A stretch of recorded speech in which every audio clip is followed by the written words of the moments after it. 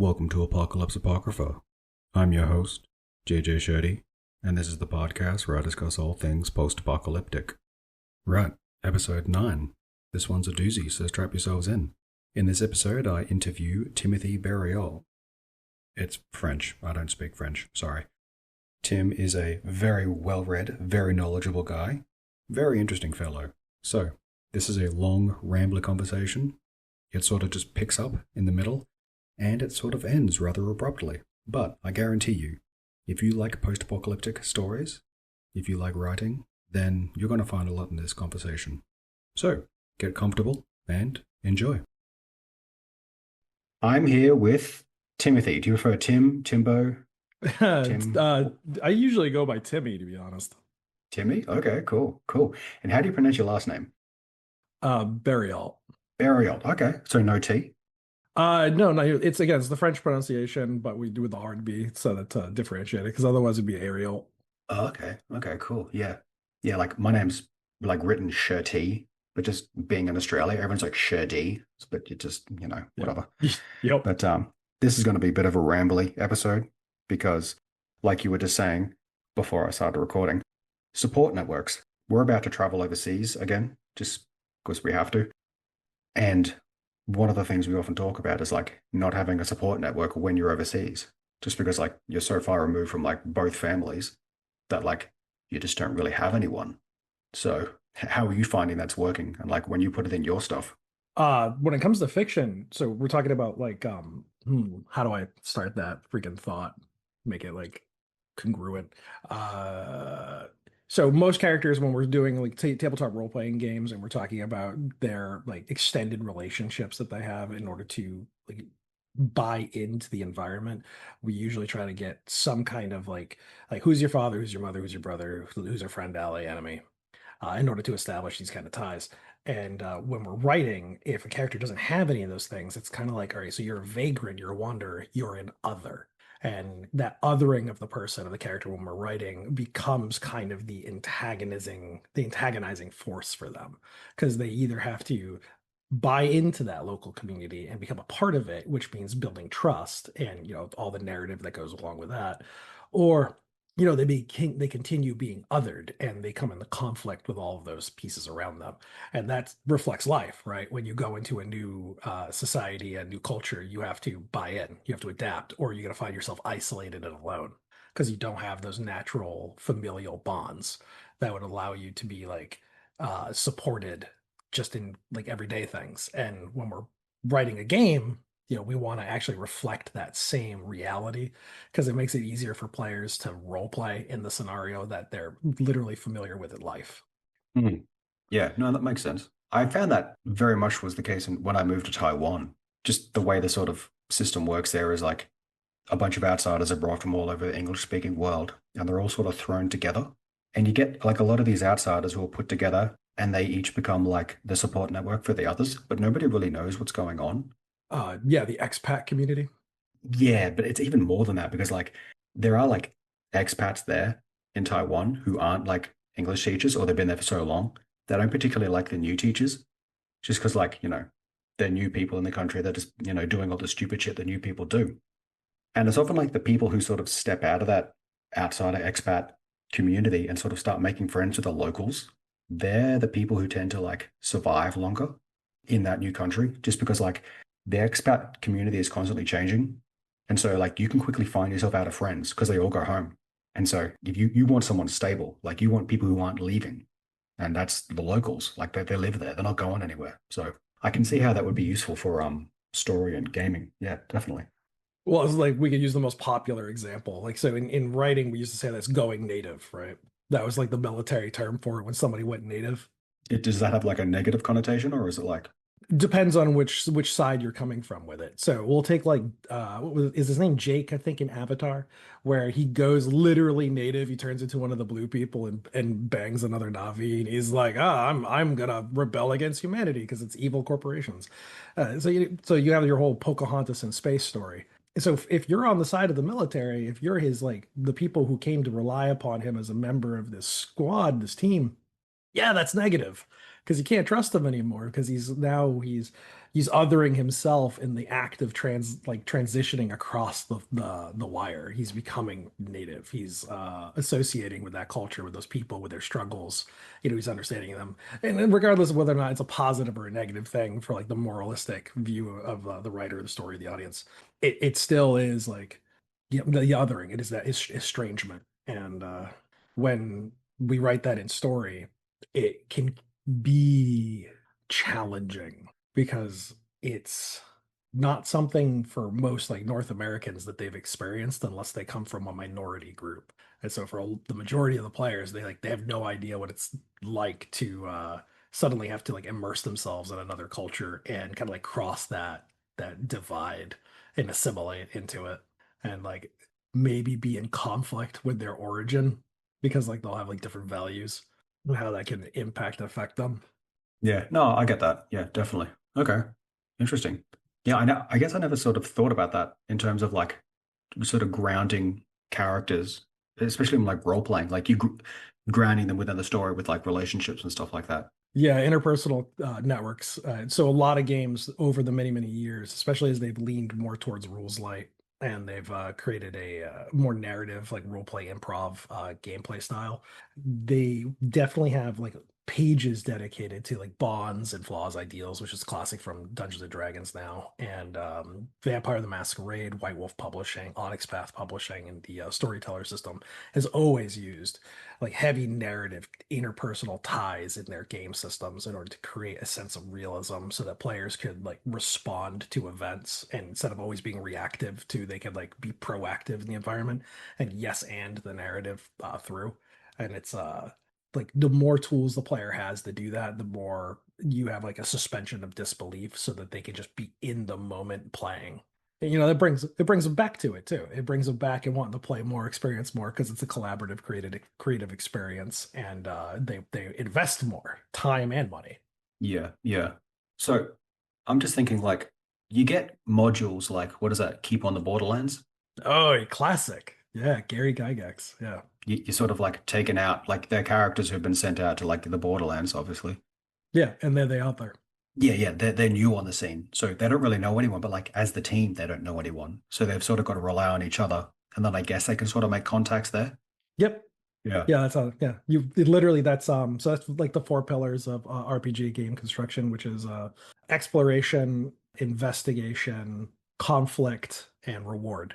And so that's usually how that's how adventures are built. So Keep of the Borderlands is a great example of that like style that you're investigating the area, you're seeing how things are going. The game master, dungeon master sets the theme as soon as you go into the city, which is they Gygax gave you some things that you could go with where you could create your own. Like for mine, I had you're coming into the city and they're hanging criminals. And there's a gang nearby who's like watching it from from a distance. And so that like sets that immediate tension between the law in the area and the outlaws. And so you're seeing like so you could like in a Pulp Fiction, how you introduce all of your primary characters really early on. Hmm. And so you set that whole stage so everyone sees everybody and how they like interact with each other, which gives the players the ability, like, okay, which way do we want to go? We want to go the authoritarian direction, or we want to go like the lawless direction? Okay. So I never actually got to play it myself. I've read through the old manual like years and years ago. I've recently read through the Shadow Dark sort of like hack of it, whatever the term is. It's just like a Shadow Dark version of it. Was the keep like a full-on city back in the day, or was it just like a really sort of isolated like fort? It was an isolated fort in an area that had been devastated by war, and so it was really kind of depopulated.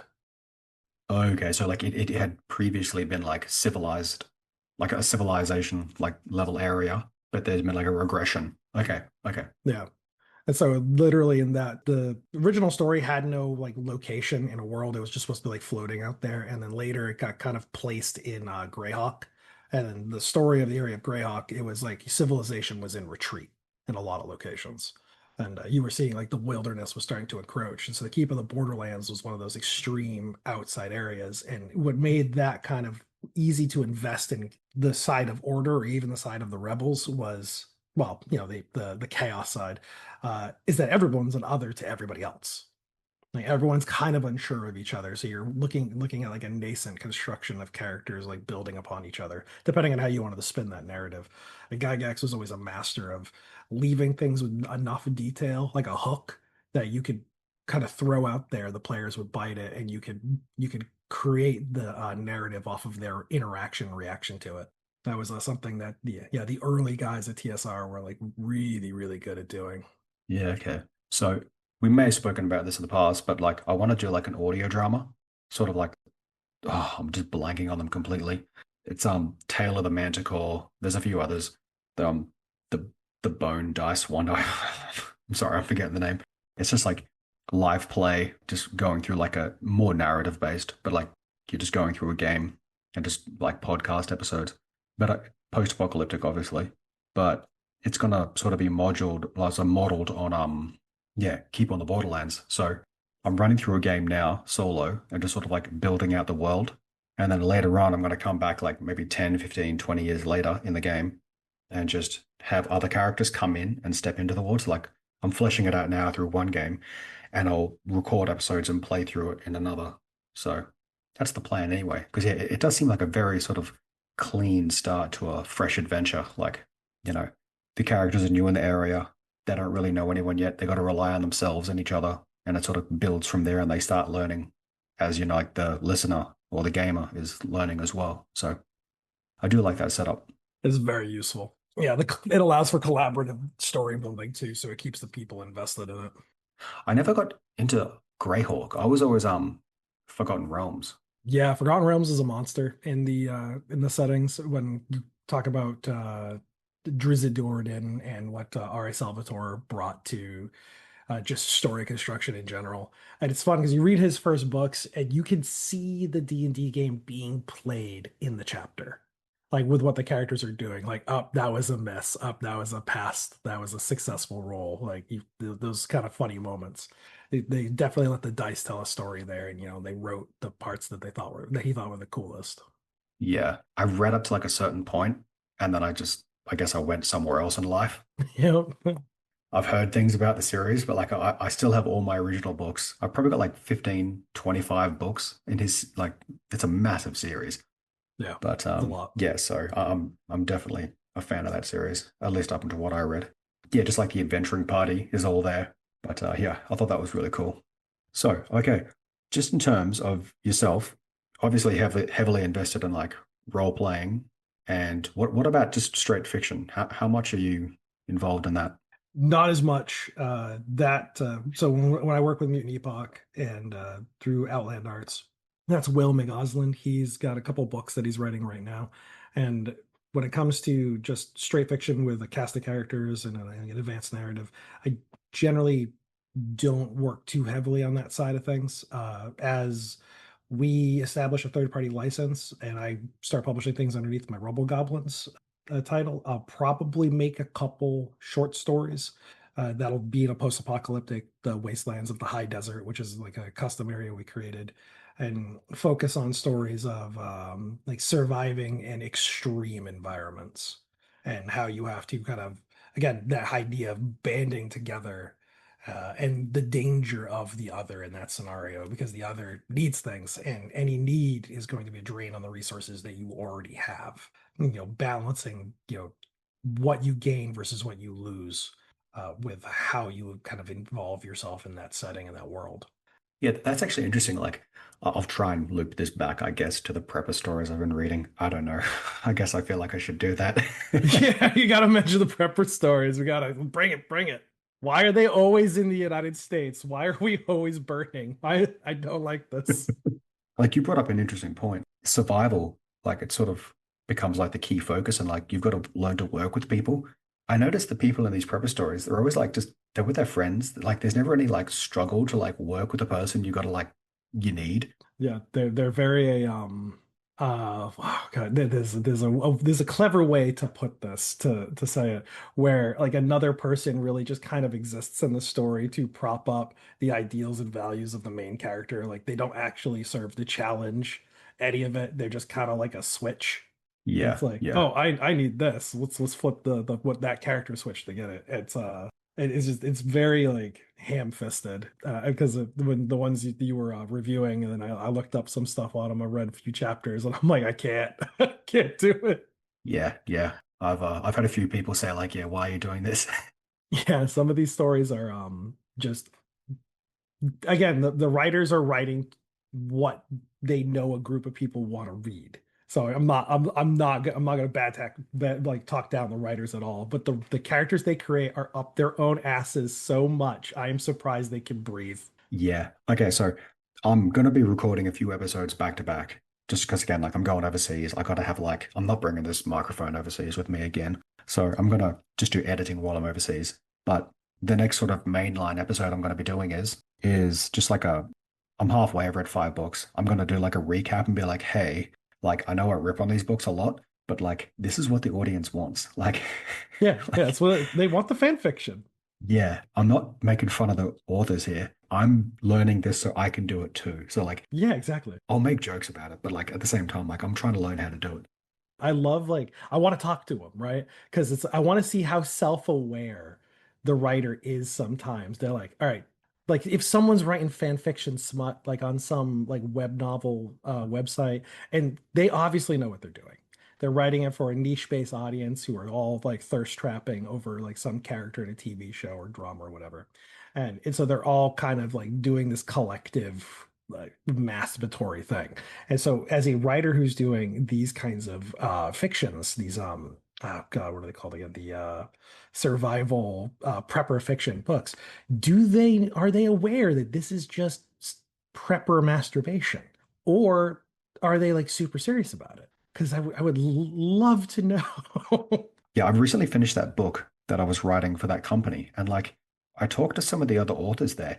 They're like just genuinely like really nice people. Oh yeah, yeah, of course. And they're just like really super helpful. Like I ask questions, like I don't know if they know I have a podcast yet. Like I'm sort of keeping it like a Yeah, bit but yeah, quiet. yeah. Yeah, yeah. Yeah, like they're just super nice, super helpful. But like Mhm. and they're just like, yeah, this is just how we make money. Yeah, they reference each other's works all the time. They help literally helping each other out. Yeah, yeah, yeah. What you said earlier, like again, like just the terminology. I don't know the big fancy words. I'm not that sort of like writer. Again, like years ago, like my friend, he was the wizard. He studied hard. He knew all the terminology. He knew the big words. And I'm just like the spastic wild mage who's just like, nah, words. I know when something's happening. I just don't know what to call it. Things happen in these books. I mean, things happen in all books, but like things just happen to like prove a point. It's like the one that sort of comes to mind is like in October Fall, like he just drives home and someone like jumps out of a bush outside his gate and he's like, I'll buy your car. And he's like, no, I know what I've got. And I was like, what? Yeah, yeah, that was the term, like the Mary Sue Sooness. Was that the term? Yeah. Uh, Oh, of the that's character. definitely there. That's definitely there. Yeah. But just like things will happen in a story. It doesn't make any sense that they're using it like a vehicle to prove some sort of point. Oh, there we go. Yeah, a vehicle. Yeah, that's what it is. A narrative vehicle. Yeah, thank you. I was forgetting that term. I've never sort of encountered it like this before. And like, I don't know if it's like, does the audience want this? I chat with like people on like the prepper subreddit all the time. And a lot of them have like just pretty consistent complaints about like the genre. But at the same time, like they keep reading it and it keeps selling. And I'm like, who is it for? Again, it's got to be that same fan fiction kind of audience. So if you go to like a Place of Our Own, which is a fan fiction website, like a web novel website, and you have hundreds page free web novels that are some are original content, some are just fan fictions of like other people's content, and they have rabid fan bases. The Japanese have been doing that in their light novel editions for decades, where they have this like web novel kind of generation of different like light novels we produce there. Publishing companies will pick them up. They'll help the writer clean it up, make it a little bit better for a wider audience, maybe, or just like fix some of those like that, like that moment, like I know what I have. I don't need you to touch my car. Like an editor will come in, like maybe we don't need that scene. Like it's not probably you can cut that out. And so there's like I've read a couple of these stories. And a good example is actually Overlord. It's got a light novel and it's got a the original web novel, and the web novel is not great, but the light novel is a lot cleaner and it makes a lot more sense. It has like the narrative building is there now, where you can see like there's no useless scenes. Yep. And Yep. I yeah, when I've done some of the prepper fiction books, you know, they seem I don't know, maybe they're not spending as much time on those moments of like constructing scene to scene to scene. It's more like Like a slice of life almost is what you're kind of looking at. Like again with those vehicles of self-affirmation. Yeah. Yeah. Again, like I'm just reading through this, like it's just a mystery. Like it's not a very good mystery, but it's just like I'm trying to unravel it. Okay, how do I give these people what they want? And it's I'm having trouble understanding it. Clearly it's working. Like clearly there's a market.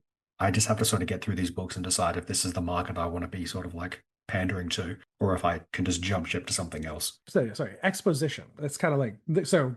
I had to look the word up because we're both that way. I don't always have all of the words, but that's what we're looking at. We're seeing a lot of exposition, which is a comprehensive description and explanation of an idea or theory in defense of it.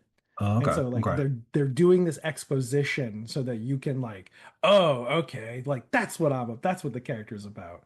There's other story forms, usually for younger children, where they have a lot of exposition, like the bad guy shows up to knock over your juice or whatever.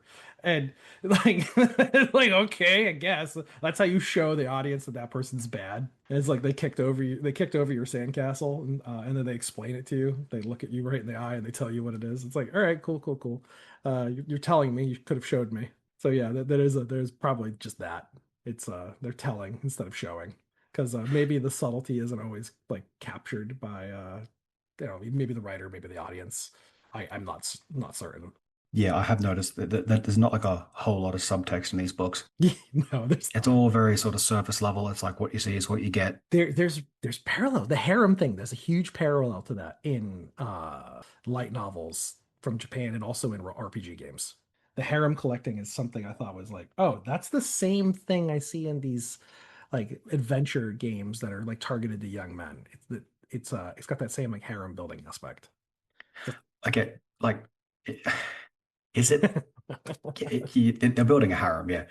yeah. Okay, but in these other stories, like, do they end up like banging the girls, or is it just like Sometimes yes, sometimes no. sometimes no? Okay, so it's sort of like it's like a clean conquest sort of thing. Like, I could if I wanted to, but I don't because I'm like a good, upstanding guy. Yeah, yep. Okay, okay, interesting. Sometimes it's just there, like the harem building, and the other female characters are to kind of support the strengths of the male character in those moments. Like Hmm. they're not necessary for this to the story. They could be replaced with an event or an object. They don't actually have to be there. And another word for that when it comes to like basically demeaning women in a story. Like if you have like female characters, but you can remove them, then the character then it's not really like it's then you don't really have strong female characters. Like they're not actually, Mm. it's not about them at all. Oh God, what is it? It's not the Bechdel test thing. It's one of those ones, and I'm not entirely certain what it is. I just remember learning it when I was doing creative writing, like over 20 years ago, when I was learning it, and oddly through the Navy, and we had to write stories with female characters, and then they helped us like pick it apart for like, all right, so this is what you're doing. This character, you can replace them with an object or an event. Like, so is that character really important? And it was like, oh shit, no, they're not. Like I gotta go back and rewrite that. Interesting. Yeah, because we learned that we weren't actually challenging the primary characters. Like there was nothing there to actually like change or evolve them over time. And without that person, you wouldn't get those moments. It's like, all right, Well, okay, so that just brought to mind. I was trying to like again years ago when Breaking Bad was on like television, back when we yeah, all watched television. I was trying to explain to my mum that like the guy's wife, she's like the antagonist, or yeah, like one of the antagonists, because like she's constantly getting in his way and like tracking him down, and he has to like evade her and all that. Like that's why she's so annoying. hmm, She didn't get it. She's like she's just like an honest wife. I'm like it's not a role in the story. Like in the show, yeah, but like in yeah, the story, that's her role. Yeah. yeah. Her narrative role, yeah, is antagonistic, and you could have replaced her with the delivery guy. Yeah, it could have been anything. 5 seasons of a delivery guy. How Yeah, just do showing up at your house like just innocent dude. It's just a bunch of people like trying to like convert you to Mormonism. They're just showing up at their house. They're like, oh fuck, they're here Oh again. And God, what was that, Mr. and Mrs. Smith, where like he invites the neighbor over because he yes, knows his wife is going to try and kill him, so he like hides behind the neighbor and he's like showing him the house, using him as a human shield. I mean, why not? Yeah. Oh man. Okay, interesting. So why do you think there is the disconnect between like the sort of indie side of publishing like PA stories and like the mainstream? Because like mainstream, we get to like really good stuff. I mean, like there's The Road. I mean, like I think The Road is like so good. Like it just transcends the genre. Like it's just like a good book beyond anything post-apocalyptic. But I mean, that's McCarthy. Like he's just god tier. But I mean, like Eternity Road, even The Stand. There's a lot of good books out there. But then like the indie side just doesn't sort of cater to it. Like, what are your thoughts on that? Yeah. So from my own perspective, like in gaming industry, and just doing tabletop stuff, the indie side is the dominant market right now. And so it's kind of reversed where the like the AAA studios, the ones with like a lot of financial backing, are becoming so vanilla, so diluted in their creativity that they're losing their lunch money to the rest of us, who are just kind of like picking them apart little by little. And so we're not taking like the majority of the market share by any means, like the independent developers, but we're taking enough of it that they're we'll take like Wizards of the Coast or well Hasbro. They're just bringing in outside elements nonstop as like new IPs to like print on their Magic the Gathering cards, for instance. Like I think they just did like a Disney run. They're doing a they did some X-Men stuff. They're just bringing in stuff that has nothing to do with their brand in order to like attract people. I'm not certain like how that's working for them. Wait, so they have like Disney in Magic the Gathering. Yes, yeah, like things like that. Like Who are the black cards? yeah, who's the target audience? And obviously it's the Magic players, as long as they're out there, they got their cardboard crack, they open up that pack, they sniff it really hard, and they get back and they get a new one. Um, Yeah, yeah. but I used to play years and years ago, and there's nothing to ever attract me back to it. And so I don't know who their target again. I don't know who their target is, and I don't know like why they're attempting to do this. Where we have all these like the indie market has like divided into a couple different directions, and we're kind of covering all the bases now. We have like crunchy OSR, original rules, old school rules. We have more rules light narrative based games, and a lot of people are like, "Oh, that's the new age games." I'm like, no, those have always existed alongside all the old ones. They were just not as popular. Um, or people didn't know that you can like you have freedom. You can do whatever you want with the game when you have it. Yeah, yeah. Yeah, so it is again, my perspective on that side is just like I don't know why the big market's not understanding it or trying to cash in on like all of these like diverse like targets and smaller projects. And they're going for these like they're dumping all their money in these big ones that are not really that attractive to a wide audience. It's actually a conversation we had many years ago about the difference between pandering to an audience and being inclusive to an audience. Okay. And I don't know if you remember it at all because I was working on something and I didn't know how to exactly include something, and you were like, "Well, that's like if they're not important, then it's pandering. If they're important, then it's not pandering." And that's kind of I like, made that point. Oh, okay, yes, cool. that's Awesome. that was like 10 years ago. Oh God. Yeah, Yeah, okay. it was a while ago, and it was yeah, I was like, oh, okay, fair enough. Like that is 100% true. Like if it's not relevant to the story, then you're pandering. And I'm like, all right, yeah, fair. And that's what they seem to be doing a lot of, is they're just kind of pandering instead of actually making any kind of relevancy with what they're attempting to do. And it hurts them. Well, when it comes to the PA fiction, like what are you seeing on them with the like the road and stuff like that? Those are like very personalized small stories, right? Like very small cast of characters. Okay, sorry. I'm just trying to think like, so the road is very, very small, very personal. Yeah. Something like The Stand has got like, and like, what is it? Lucifer's Hammer. Yeah. Have you read that one? No, I haven't. Okay. Okay, so there's The Stand, and it's basically the same story as it's either Lucifer's Hammer or there's another one. It's exactly the same story. Like there's that sort of the devil character. There's the young boy who's like sort of goes evil. It's the exact same story. Like Stephen King, this other guy wrote the exact same story. They've got a big cast of characters. They're more sort of like grand scale forces of good and evil, sort of acting through this end of the world scenario. Is the focus still kind of like the individual evil, or is it like civilizational evil? Is it a social narrative? Because I remember one of the other prepper fiction books, like at one point weren't they in like attack helicopters with cartels and stuff because the government had shut down? Oh yeah, yeah, that one. Yeah, yeah, Yeah, that's a bit of a social commentary, right? Like this character is essentially like a god, like you can do anything. yeah, yeah. That one was interesting. And a lot of these other characters in these much more like larger books, bigger, better books. Well, I'm not gonna say that's wrong. I should say better. Uh, just more published, wider publication, Mm, more yeah. timeless. The characters are much more human. They're much more flawed. Yeah, I have noticed that. There was one book, all the titles, they all blend together as well. Like Edge of Darkness, Edge of Collapse. Like, yeah, I can't. Anyway, there was one where like the main character, his flaw was that he was an asshole, but it was like they only did it so like he could like teach people lessons. Told you so. No. And he just like ripped them a new one. You can tell they didn't make him an asshole or blunt to give him like, depth of character. It was just like it opened a door for him to be allowed to like say stuff that like a normal person wouldn't say, just like to get proper knowledge across. Yeah, it's almost like, hey, how do I make neurodivergent like a character trait?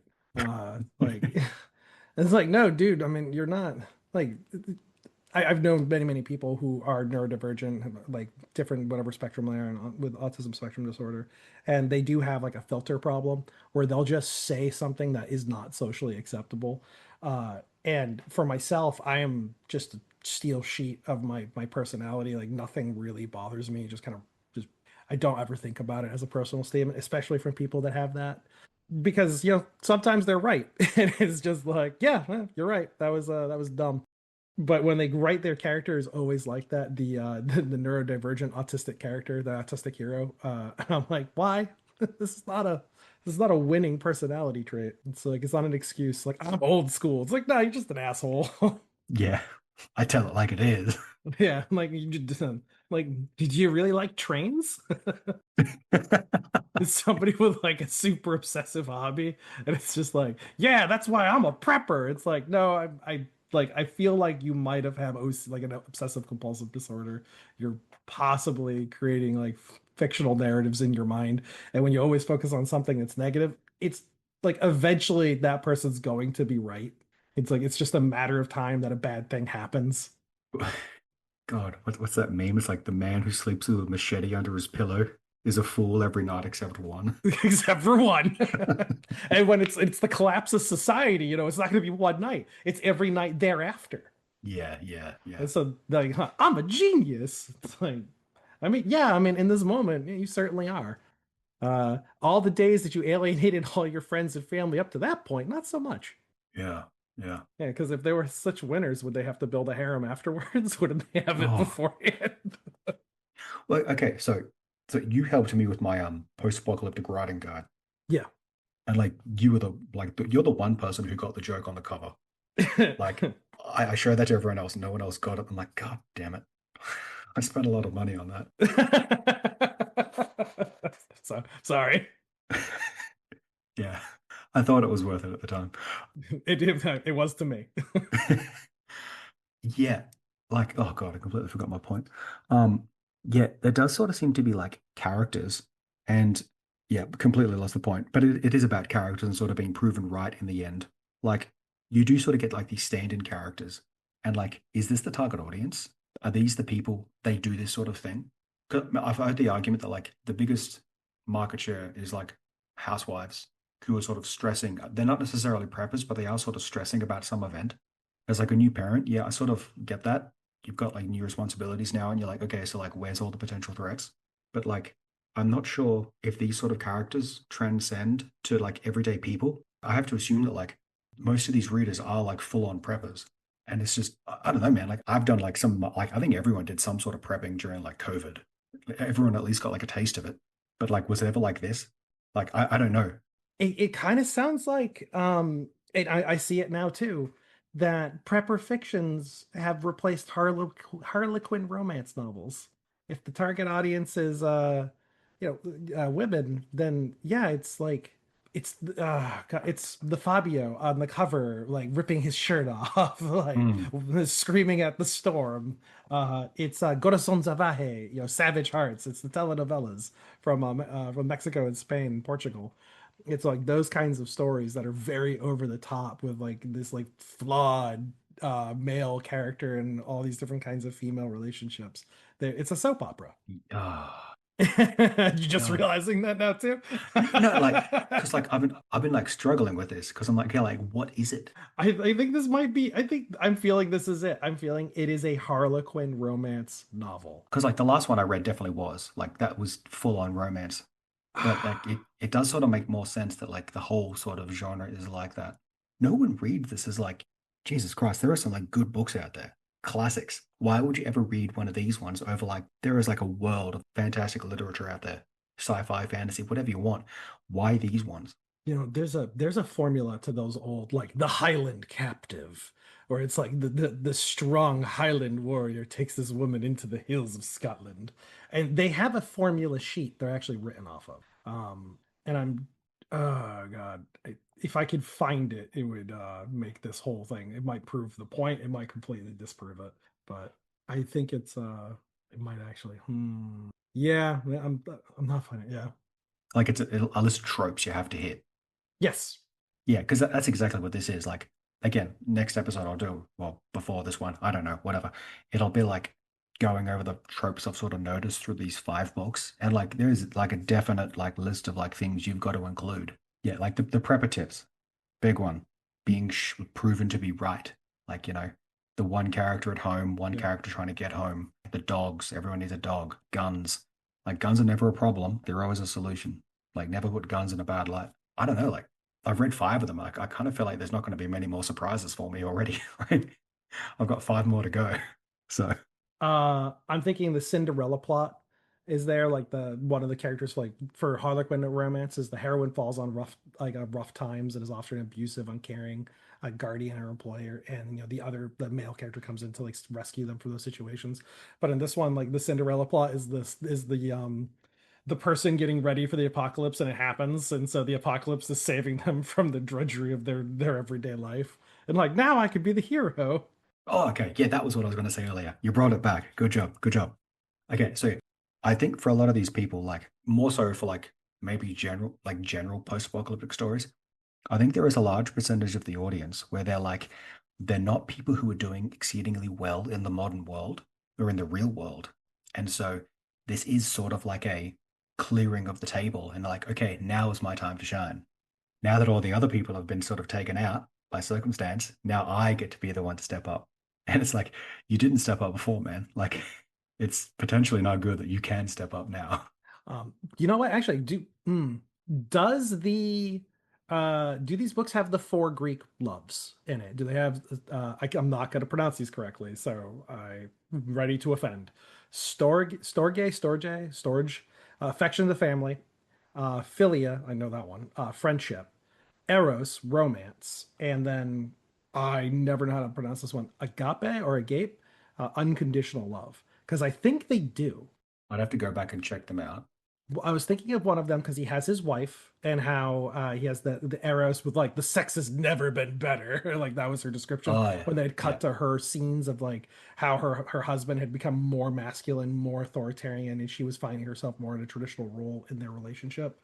Yep. And Yep. then you have the friendship relationships with those people that were preppers with him, and how you have that Yep. solidarity, and you have the heterosexual like life partner, like that Yep. platonic relationship built on trust and like a continuity and like a pact that was made that they neither violates and are able to like improve with one another. And then you have the family affection, the idea of like those people that they pull in that become family are the ones who are like they have their own children that they like seek out and defend and help and cover, which is again all part of like the masculine like dream to have that family and be the paterfamilia, the head of the household, and also have the power and ability to protect that house and that home of those people under threat. And then you have the unconditional love, regardless of circumstance, that people don't violate. So in a moment of test or trial, like they support you, which is again the apocalypse. It's the whole thing is the unconditional love, but it's never self-destructive. Like they always like come back and maintain the morals that were taught to them, or the lessons that they were taught by their parents suddenly become relevant, so they can kind of like come back to the character. And I'm like, Yeah. I'm thinking these stories have the four traditional loves, which is a cornerstone of Harlequin romance novels. Okay. Okay. Well, if you put it like that, yeah, yeah. I'd have to go back and check out each of them, but and sort of apply it. But yeah, like the first one, definitely. The helicopter one, I don't know. Yeah, oh He's yeah, I'm not he's sure. he, That's the second he's one. yeah, yeah, yeah. No, okay, yeah. I'll go back and double check that, but I'll start looking through that lens, as they say, as I go forward. But yeah, definitely. Yeah, good observation. It's just back and forth with the conversations because I've come across this in people's fan fiction a lot because we get fan fiction with Mutant Epoch. People write their own. We call them wasteland stories, and they write their own stuff. And when they ask me for critiques, and I help them build upon the things that they're trying to write, just for their own, gaming groups, something for fun Hmm. for them. The four romances is something that they often have in their stories when they don't necessarily know what those are. And so instead of like saying like, oh, hey, don't do those, that makes it a Harlequin. I'm like, hey, these are your four romances. Reinforce them. Like strengthen those bonds, work on them a bit more, and you can actually see your stories, like the connections in relationships between the characters will become much more firmer. Okay. And it's and I'm like, I know what I'm doing. I'm helping them writing trashy novels for ladies. I'm like, it's fine. They'll have fun with it. So they sort of get it on like a subconscious level. Yeah. Yeah, solidify it. Yeah, okay. Okay, cool. Cool. But I mean, like, the horrible thing is, like, what if this works, man? I don't know if I said this in the last one or if it's going to be the next one, but like, I'm sort of feeling a bit of anxiety about this. Like, what if this works?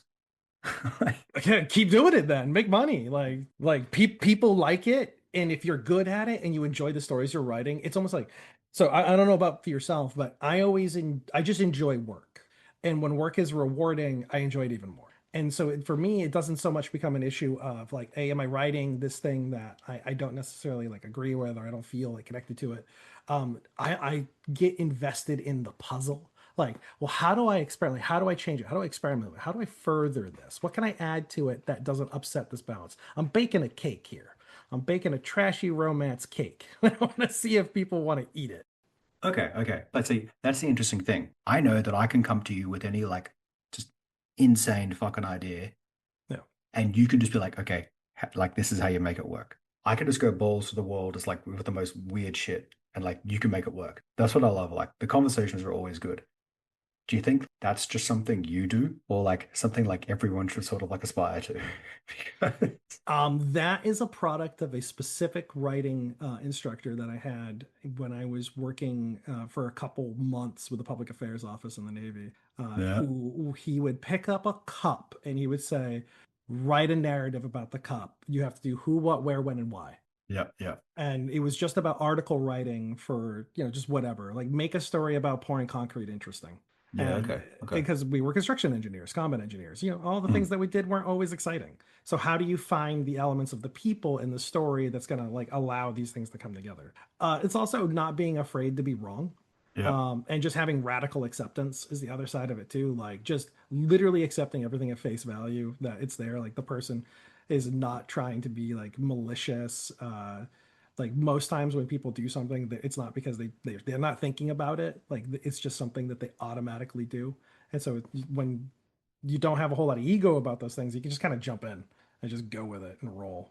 But it takes that ability to just not be afraid to look dumb. Okay. Like I assume that would help in like engineering as well. Oh yeah. Like I remember, like you said, you got some like I don't know if I'm allowed to say this, or I'll cut it out if I'm not. But like you got some award, like you attach Yes, something to a vehicle. Like feel free I to tell can. people what you did. Okay, so I can pull the reward actually right. That's right in front of me on the wall. Cool, Uh, cool.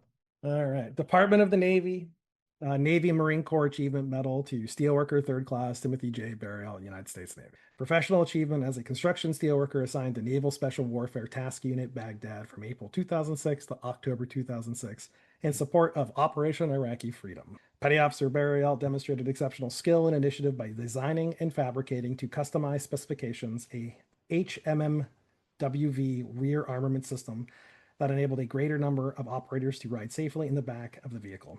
Additionally, he installed the new and improved bulletproof Pope glass in 10 assault vehicle turrets. But after Berriault's exceptional professionalism, unrelenting perseverance, and loyal devotion to duty reflected credit upon himself and were in keeping with the highest traditions of the United States Naval Service. Signed, given on this 1st of February 2007, Commander, United States Navy, Commanding Officer, SEAL Team 8, TD K. Jowski. Badass. That's awesome. So what did you attach to the vehicle? That I can't say. You can't say. Okay, okay, Armor. cool. It was armor. Armor, armor. Okay, cool. What I can say is that we had nothing. It was the beginning of the war. We didn't have heavily armored systems. Yep. that were coming away from the different American vehicle companies. And so we kind Hmm. of had to use what was available on site to just keep the men in vehicles safe. Yeah. Okay. So we literally would go to gun ranges with plates of steel of different tempers and styles and thicknesses and shoot them and see what would work. I feel like that's the core element there. Like, just make it work. Yeah, just make it work. You have days. Get it on there, make it run, make it so it doesn't break the axle. Yeah. You know, so the vehicle can still move with it attached. Yeah, we did a lot of crazy stuff. I feel like if you have like an engineer, especially in like a post-apocalyptic situation, it's like just make it work. Like that's you want that to be like their core sort of element. Just make it work. That's like the MacGyver. Just get it done, man. We need it. Yeah, we need this. Go. Have you seen like I think it's the 2004 like Dawn of the Dead? Yeah, Yeah. the bus. Yeah. Like that's exactly it, man. Like it's just like we need to get out of here. And the orders look at the guy and he's straight away he's like, okay, so I've been thinking. And he Yep. just has a solution. I love it. The chainsaw through the sides and stuff like that. Yeah, it's that willingness to take someone's crazy vision and just start hammering shit together. Because as like I read it, that wasn't our specification, right? That was somebody else's vision that they wanted. They're like, "Hey, I want this," and like a couple of us were sitting in a steel shop going, like, it was the commander of the team, and we're like, "Yeah, fuck it, let's do it." And that was just the willingness to get it wrong. But at the same time, knowing that like we have to get this working, so we got to test the crap out of it. No, it's good, man. And it's definitely a trait that's serving you well. Yeah, so that's with writing, that's what I do. I'm not afraid to be wrong or learn something new or just dive into a new thing. It's like, all right, how do I make A connect to B? Then there is a formula to that a bit, and that is that who, what, where, when, why. Mm. But like, why does the person want it? Where are they going? How does this thing work? Like, who are the different people? And it's just understanding that people and I don't use the pyramid of need. I don't tend to go for was it Maslow's pyramid need hierarchy of need? Maslow's hierarchy of needs, yeah. Yeah, tend not to look to that one too often because it's when you're dealing with the common people that the pyramid breaks down. They tend to go towards personalized relationships. It's people who are at like the top of society, who are like the high end performers. They're the ones that the hierarchy tends to actually like work with. Yeah, okay, interesting. Yeah, it was yeah, it's a very very weird kind of look at the way that like human minds tend to think because when you have everything then it becomes like, oh, I need shelter, I need cover, I need support, I need food. When you've got nothing, you don't have those already, but you still got people around you. And so it becomes saving your brother. It becomes looking after your sibling, you know. Okay. Like shelter becomes secondary to the personal relationships. Yeah, okay, interesting. Okay, we will come back to that. We'll come back to that. My no, my only one point before that is that like I often find like I'll talk to certain people about like writing and I'll get like a lot of static. They're like, oh, that could never happen. Sure, good. And I'm like, I know, like I can come up with like a million ways it couldn't happen. I just need one that it could. Yeah. And like a lot of people just they can't get over that. Yeah. It's the whatever child was in them that was like filled with imagination and possibility was killed at some point, and it's so sad.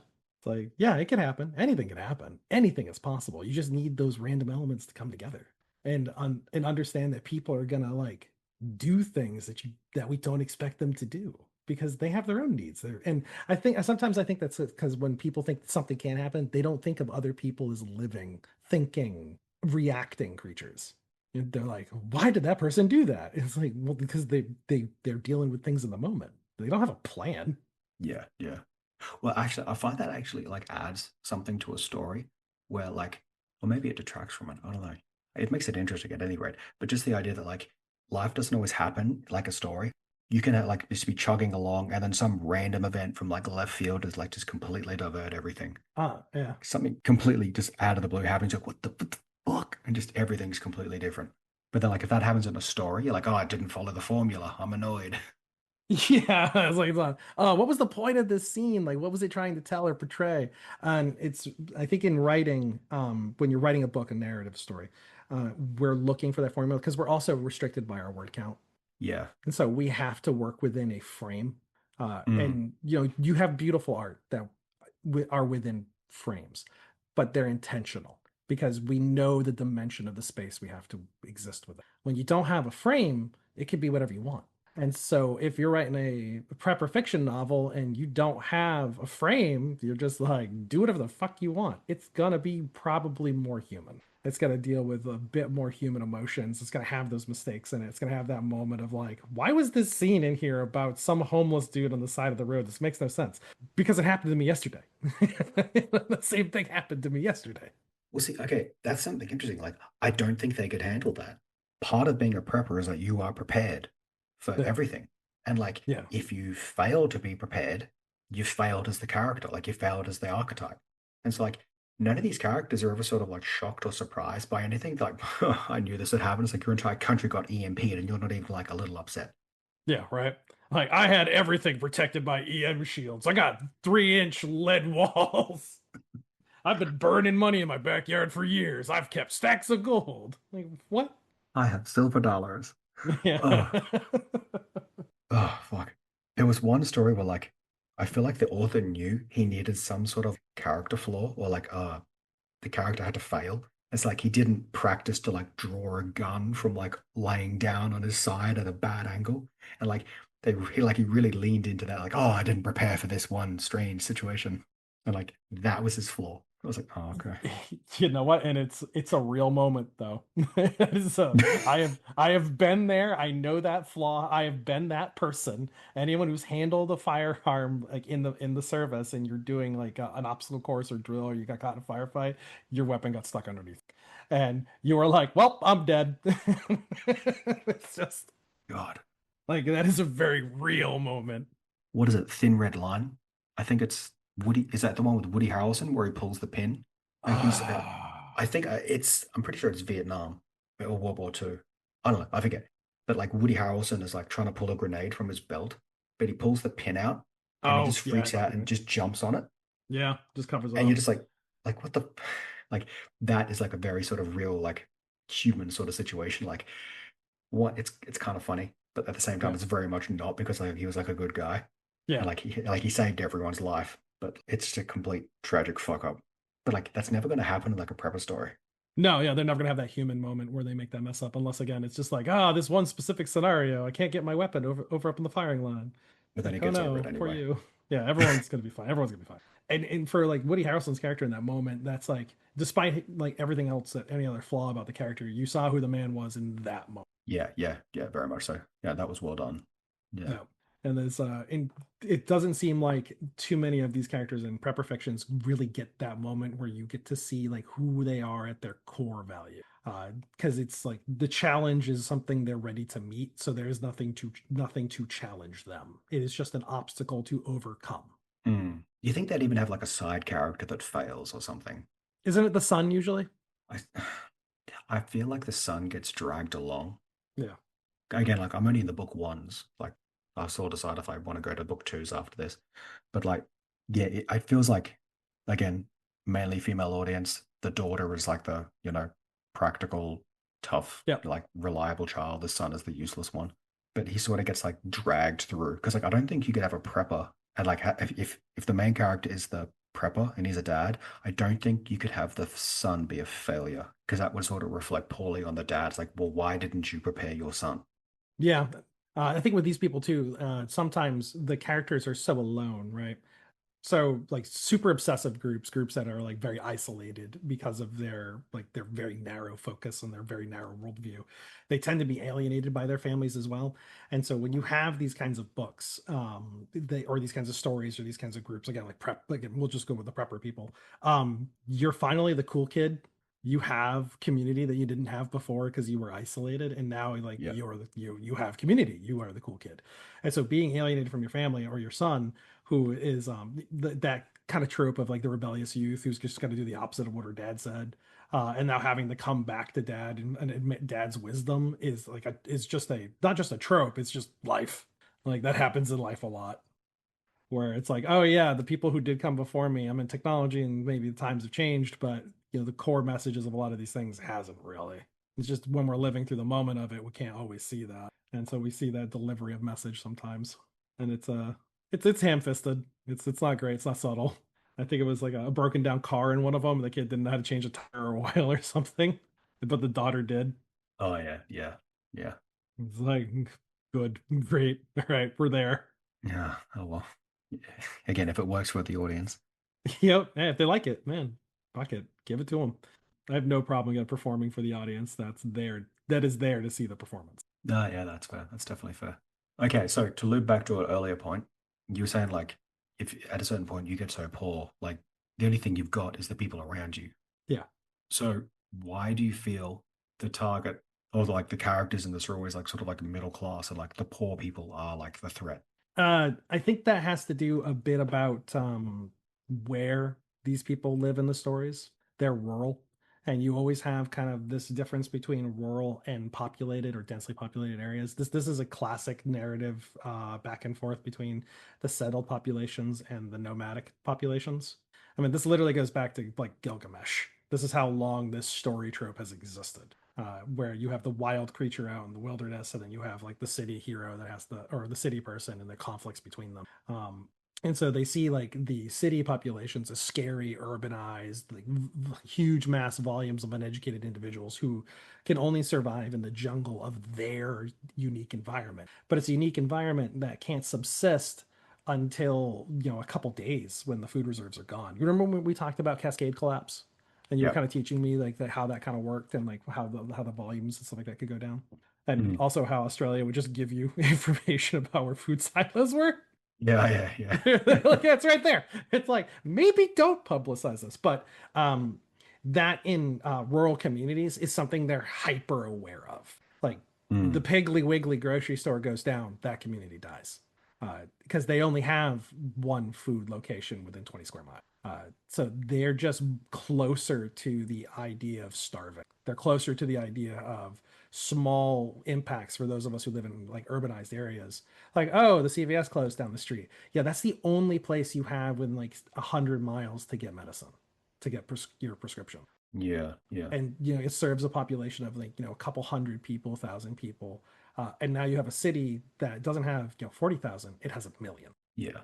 And so that just the weight of numbers is terrifying, and it's very real because they see it every year during like vacation trends. All of a sudden, a small town out in the middle of the United States in Colorado becomes a massive tourist destination, and all the people living there get pushed out. And then when the fad kind of fades out and it's no longer like available, maybe like the weather changes, sees like there's some shift in the environment, and it no longer becomes the ski resort everyone loved it at. It had like a couple bad seasons. Now the town is dead, and all of the people that surrounded it that relied upon that income are destitute. And it happens very fast to them. They're very vulnerable. Okay, so this is like sort of like a retelling of that sort of situation. Yeah, and it's something that people in the United States are just very familiar with. Okay, okay. And so Interesting. I think it's easy for them to kind of see themselves in those stories. Like, you see it across the American South. There's really no place you can go in the Midwest and just you see dead towns just empty. A lot of Mm. people like to say that like our country's full, like we can't take it anymore. I'm like, fuck that. We have whole counties bigger than the state I live in that are empty. They're doing something similar in Australia at the moment. It's like, fuck off, we're full. It's like, have you been to the center? It's like yeah, right. It's like Perth's just out there by itself. Like we could use a few people. Yeah, yeah, No, quiet you. You're alone. yeah. Mm. That's always an interesting one. So I always try and think of how I can like subvert these expectations for my own stories. Like I've written one for like this company, and like that's very much by the book, by their book. But for my own, I'm sort of thinking, okay, like what risks can I take for my stuff? Educated professionals come from cities. Yeah, okay. So, the guy who works at the electrical company down the road, you got old Jim Bob. He's been working for the service company for the past, 40 years. He's about to retire. He knows a lot about, all the ways and means and matters in order to get an electrical system up and running. And he's like a neighborhood guy, and everyone knows him, and he helps that small community of like 400 keep things going. So he becomes a very important character. Mm, There's several thousand of Jim Bob up in Boston. He's not unique there. mm, He's just a guy. Matter of fact, he might actually be a little bit out of his technological depth if things really start breaking down when it comes to manufacturing or supplying things or having to build things out of raw resources. Like, yeah, he can put it all together. He's a great assembler, great technician, but he's not an engineer. Very clever, very smart, very capable, hands on, lives by the wrench. But And so those actual like very, very good professionals are generally drawn to cities. Doctors, physicians, surgeons. The pilot for the Apache attack helicopter is probably being supported by a large military installation. It's going to be near a city. Yeah, yeah. No, just kidnap them.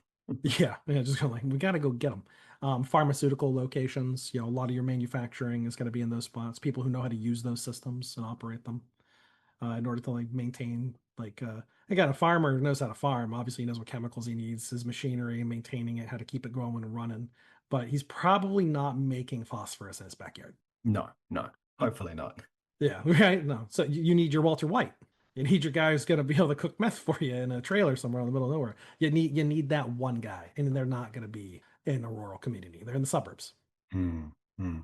and so that's kind of like an expectation that I don't always see met in a lot of these stories that have to do about rural versus urban. So like you have professionals on your side. They're there. They're just outnumbered. Yeah. See, that's something often I've spoken to a few other authors who are successful in like the prepper stories. I'm always like, why didn't you make this happen? Like, this is something that totally would have happened, and they're like, they just don't want that. So like, there'll be like a nuclear war one, but that's sort of gone a bit out of vogue at the moment. And like, where's the radiation? They're like, no, they don't want to hear about that. No, no, you don't want that. Yeah, it's existential, right? It's too technical. No easy solution to that. Like a meteor hits the planet, and it's like, okay, like, is the sun gone? Like, is the sun blotted out? Like, where's this, second order effects of this thing? Like, yeah, they don't want that. Yeah, They just want a clean slate. yeah. God, that's a word. Actually, no, you introduced this word to me. The something apocalypse, the rosy apocalypse, or Oh, cozy catastrophe. Yeah, cozy catastrophe. Thank you. They want a cozy catastrophe. yeah, yeah.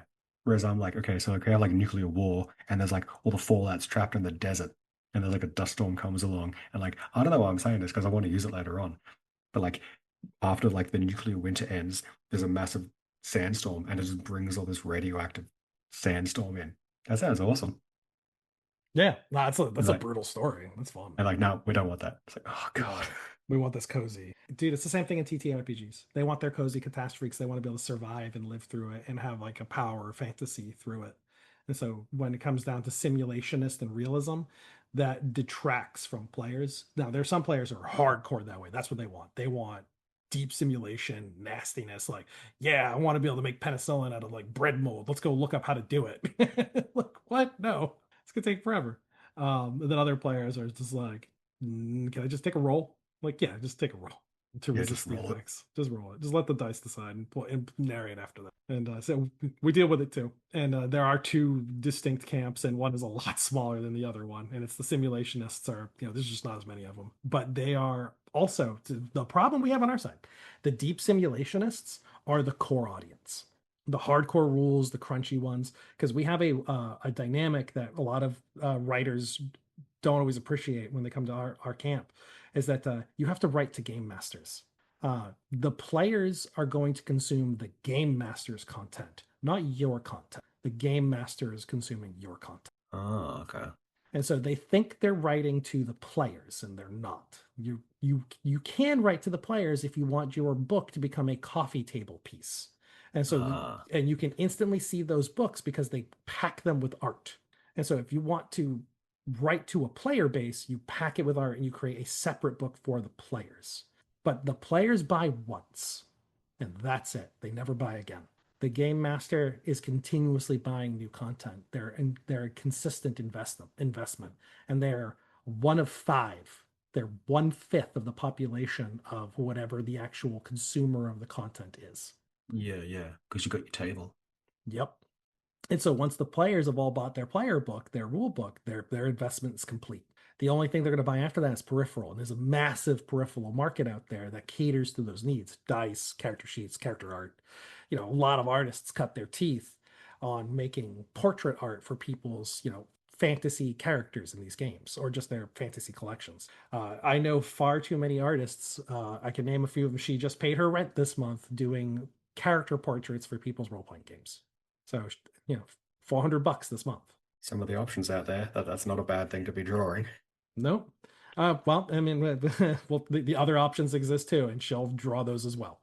Oh wow. Okay. Cool. Yeah. Yeah. Nice. She'll do all the adult fiction fantasy stuff as well. And we, as we say in the industry, suspiciously rich furries. Okay. Why do they always have money for this? Yeah. Yeah. Uh, and it's a joke in that community, but it's real. They always have money, and we don't know where it comes from. And we don't want to know as long as they keep paying. Yeah. Yeah. No, that's definitely fair enough, man. Uh, yeah. So again, it's just odd. It's an odd dynamic. Because again, if you alienate the players, then they don't want to play the game the storyteller wants to play. If you alienate the storyteller, you literally have no market. Mm. And you can't always find the right balance. Fantasy Flight was one of those. They had some really, really popular IPs with players, but really unpopular with game masters because their game books were very difficult to use. What do they do? They did Star Wars. They did a Star Trek one. Basically, their formatting and their books. I'm not going to go too deep into it because everyone that I've ever talked to knows that this is my pet peeve. Uh, their formatting made it very difficult for a game master to be able to reference content within the book, and they wrote it it was a very cool game. The rule system was very, very clever, but very difficult to cross reference or look up stuff or get involved into it. And it made it very difficult for the players to actually engage in the rule systems seamlessly so that they could suspend disbelief and the game master could keep the fluid dynamic going. Yeah. Okay. And it was funny because Fantasy Flights for their Star Wars one had created a how to play guide, which was like a little like 15-page book, and it was probably the perfect example of how to do that right. And then they abandoned it and never did it again. Yeah. Okay. Well, I have to admit, like, because I've been playing Atomic Shadows, like just solo, and there's not a lot of art, but like the one guy does everything, so it's all his. Yeah, There's another game. It's like another post-apocalyptic hack of Shadow Dark, and he's just used AI. And there's too much. There's just every picture. There's like three pictures on every page. Every month, like I don't think it's every monster, but like most monsters have got like pictures, and it's like okay, this feels excessive. yeah, because huge page count. Yeah, like I've looked at it, I'm like, yeah, I'm not going with this. I'll just go back to Atomic Shadows. So, Yeah, but yeah, like I'm enjoying that. But yeah, no, that's been one of the biggest hurdles for me. Just like I wanted to get into like role playing for a while, but just like, you need to have like at least 100 pictures. It's like, oh God. Like yeah. that's a high bar to get over. For me and Epoch, Will loves putting illustrations in the book. He draws every single one of them himself, does them all in pen and pencil, and he puts them Yeah. throughout the book.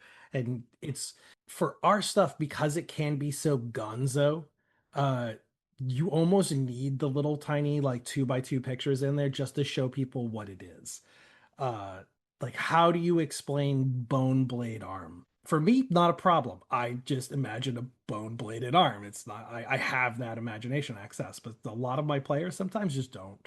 They need that visual representation when it's so far outside of their wheelhouses. Yeah. Okay. With the rise of AI art, it does make it easier for them to be able to look those things up on their own and come up with their own ideas on it. um but I'm also a person who is like less art, more content. Yeah. Yeah. Yeah. I'm just thinking like Baraka. Is that his name from Mortal Yeah, Kombat? Baraka. Yeah, perfect. Yeah. Baraka. Yeah. Yeah, Yeah. Yeah. Wolverine. Yeah. Uh, Wolverine. Yeah. yeah, all these kind of characters with like just protrusions, anything with a spike. Yeah. Yeah. Yeah. Armadillo plates on something. It's spiky instead of flat. Can I nerd out about Wolverine for a second? Okay. I used to love Wolverine. I was totally down with Wolverine. But something that annoyed me is that like he calls them claws, but like for him they were bone claws. Like but they're more like Yeah. spikes Yeah. because like he would punch with them Yeah. That's a and spike. they'd pierce. But then like if you tried to like drag them, it would just fuck up his hand because like they're bones that They there's like pull circular back. bones.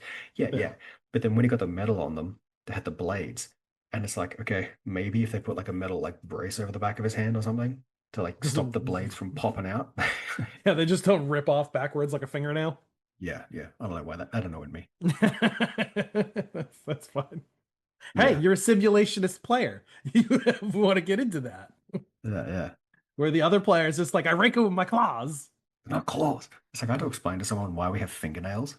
It's like it's like I don't know. Like you just pick up like weird bits of information. Yeah, like it's just like too many tangents to go down, man. Okay, that's what I was going to say. Okay, Gonzo. You never see like very many Gonzo post-apocalyptic books. Uh yeah, I mean Mad Max went gonzo as a media. So I think it's a visual medium, right? Where gonzo really shows itself off because if you just have to visualize it mind's eye theater, it's a little bit harder for some people to take themselves so far into that crazy land. Unfortunately, I lived there. I live in crazy land all the time, so for me, it's not hard to do that. But for some of my players, like just they'll ask me like, "How do you just keep coming up with random shit like this?" I'm like, honestly, I don't know. I think that's just again, I'm not afraid of looking dumb. Yeah, yeah. I'm not afraid of being wrong. I feel like I'm pretty much the same way. Like I can just come up with the idea of like, okay, yeah, I get that. And like I try to explain it to people. And it's like, am I not explaining this correctly? It's like, no, no, they can't picture it. Yeah. But like, isn't that Hunter S. Thompson? The Great Gonzo. No, it's the Muppet character, Gonzo. Yeah, but didn't he make like a writing, like a journalistic writing style, like Gonzo? Was that his thing? I don't know. Okay, I'm gonna I'm looking it up. Gonzo writing style. It is a top search in Google. yeah. So Gonzo writing is a subjective style of journalism that emphasizes the reporter's personal involvement in the story, often blending fact with fiction and using a first-person narrative. Yeah, you know what? I fits because that's how I do view these things from my own perspective when I'm creating. Like I use a lot of sensation, sight, sound, taste, smell. Yeah, yeah. I just assumed it was tied with that. I didn't know there was a Muppet. Yeah, that's a Muppet, the Great Gonzo. Okay, okay, Yeah. It's a blue Muppet, sorry, with a big nose. okay, okay. I'll have to look into that. Yeah. And he was just kind of a weird character in but amongst the Jim Henson Company and the Muppets. And so that's kind of like where we go with that in our side. Like in fantasy, in American stuff, or in Canadian stuff, it's like it's Gonzo. It's out, it's crazy. It's just nutty. So Gamma World, TSR, early 90s. I don't know if you're familiar with that one at all. Very gonzo, very like chicks Hmm. in chainmail, motorcycles, machine guns, dudes wearing like Minotaur helmets and crap with like space lasers and all sorts of nutty stuff kind of coming together. Like people with like motorcycles using spears with explosives on the end of them for jousting, fighting like giant mutant drakes. It was Gonzo. Mutant Year Zero is the same way, where you got like pigmen and like beast humans and all these different kind of varieties all coming together in this like fucked up world of radiation.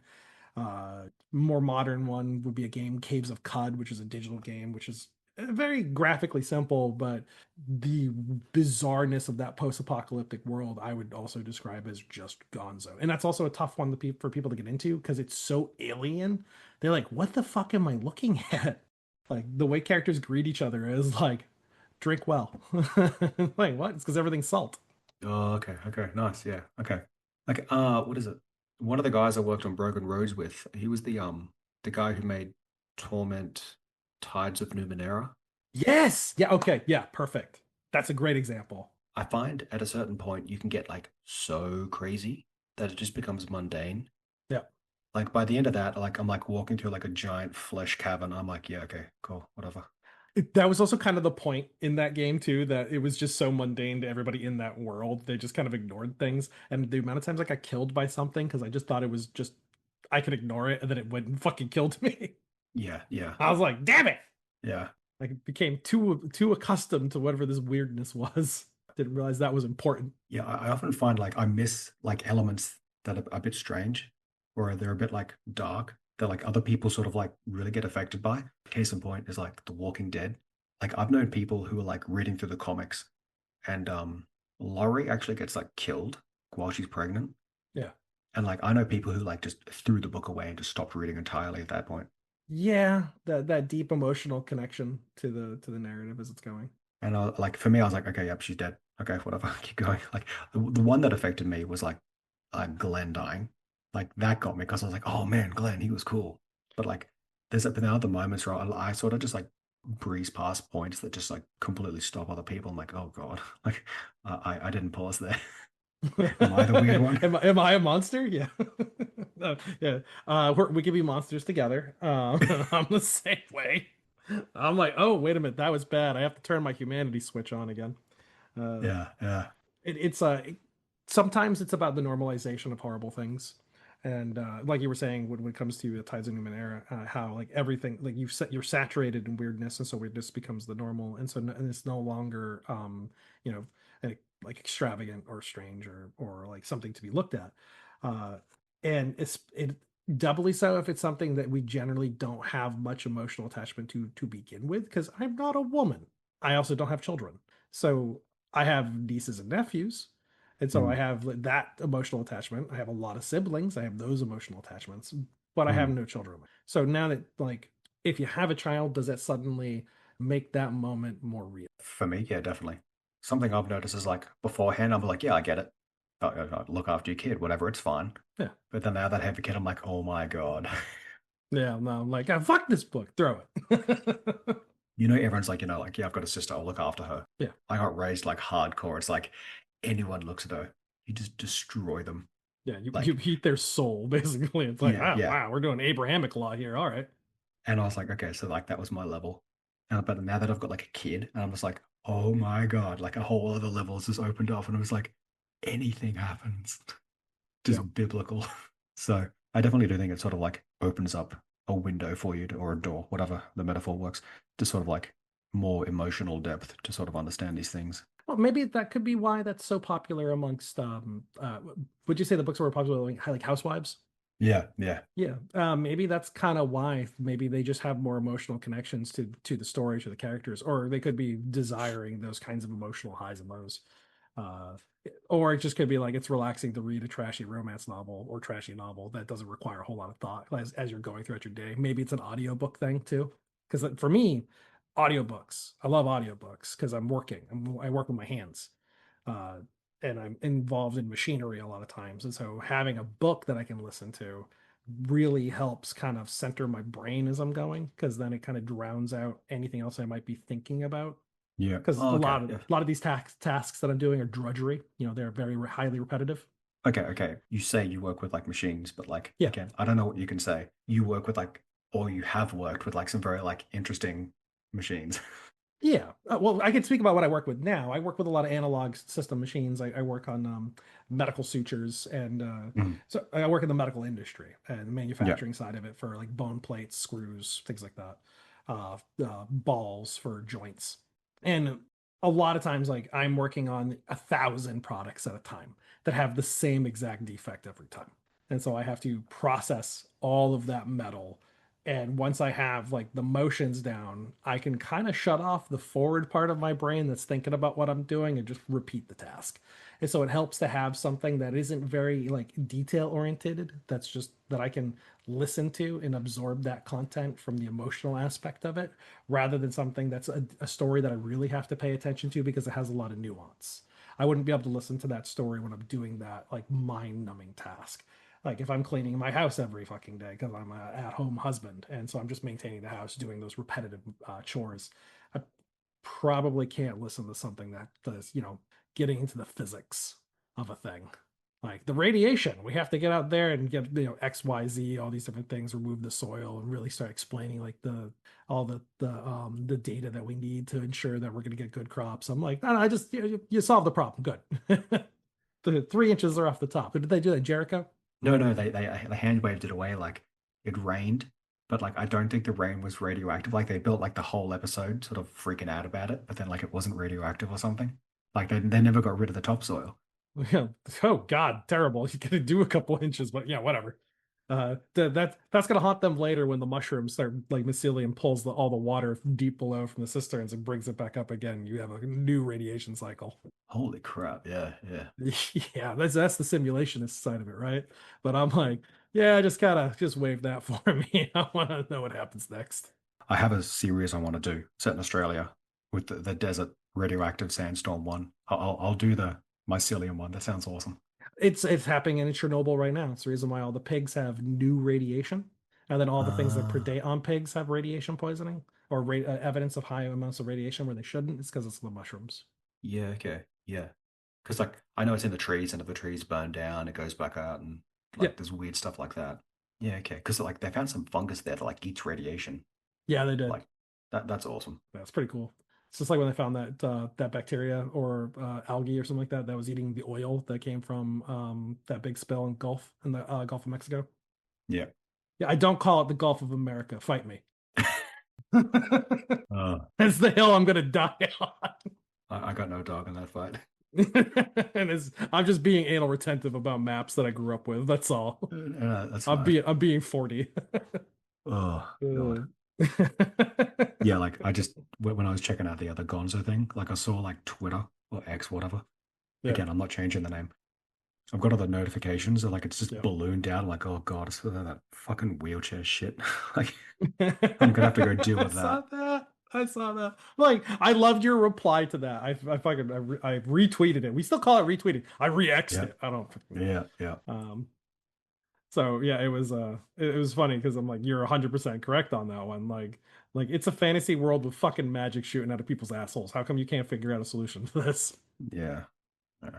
Anyway, we don't need to go down that rabbit hole. I'll deal with that later. Edit it out of the episode. Ah, it's fine. Fine. But yeah, there's just so many like good stories like I want to sort of do, awesome ideas. But like Mhm. I'm definitely at a point where like I have to take into like account the financial potential. Yeah. If something's not going to sell, I'm like, oh God, like I'd love it. Sounds like a great idea, but like the time Yeah. investment. Hey, again, it's why one of my artists right now, she draws furry art. She draws furry art because it sells, not because she wants to draw furry art. And she doesn't like the fact that she's so good at it because she's drawn it so many times. Jesus. She's become a pro. And she sat there. She was talking about it the other day. She's like, "Am I mad that I am a good furry artist?" And she's like, "I paid my rent today. I'm not mad Yeah. anymore." Yeah. Yeah. It's like, yeah, can't be. I suppose, I mean, like you could do it and not be good at it. Yeah, right. Well, There's definitely that way. it's Yeah. true. So I guess that's what this whole podcast is about. Like, if I'm going to learn to do this, I want to do it well. And like, I'll have my other stuff on the side. I'm probably going to write all this stuff under like a pseudonym. Like, I just don't want. No, no, own it. Put your name on it, man. Oh, I'm God. gonna have I'm gonna have one of those like QR codes on my tombstone when I die. That's gonna have my entire internet search history that you could look Yeah. up. Own it all. Oh, God. I use my own face for Mutiny Epoch and Yeah. my actual face on it. I use my real name and never use a pseudonym. And it's one of the things that we do as like all the people who have worked on it. We all use our real names. So we're like, no, we own it. Like I'm the gross one for anything we do on Outland Arts. Like if it's gonna be nasty and gross and kind of like maybe like if like somebody has daughters, they don't want them to read it. Like I'll be the one who posts it. Yeah. Okay. I'm like, it's fine, I got it. I can definitely see that. Yeah. Okay. Yeah. It's funny is that nobody comes at me though. Never once. Yeah. Yeah, well, they never do because they're like, no, he's gross. He knows what he is. We're not going to talk to him. He's just going to go, yes. I'm like, man, insulting. I want to have that argument. Come on. Okay. So I saw your recent I think it was a live stream or the upload on YouTube where it was like, Oh, Underworn. I think but they were storming a beach. Yeah, the names of the fucking characters the players gave them because they didn't have real names yet. It was like there was like some shit Cl- rat or Shit, yeah, something. rat shit and cluck fuck, and I'm like, good Yeah. job, guys. Good job. Good. Let's get fucking taken down from YouTube again. That's fine. We'll do this one more time. We're past the first 10 minutes. We'll be fine. We'll be fine. So the characters have to like storm the beach and then go into the Underwarrens, or is it just like that is the Underwarrens are there? That is the Underwarrens. Yeah, they're there already. So it's just like an underwater lake that they're just storming across. Uh, because there is no wrong answer fiction, fantasy, science fiction, and so you can do whatever Hmm. you want. Just slap laser beams on it, and it makes it sci-fi. Okay. And yeah, so again, it's just the Underwarrens, just in a fantasy setting, like Yeah. the Okay. old, or sorry, the Underdark, D&D's Underdark.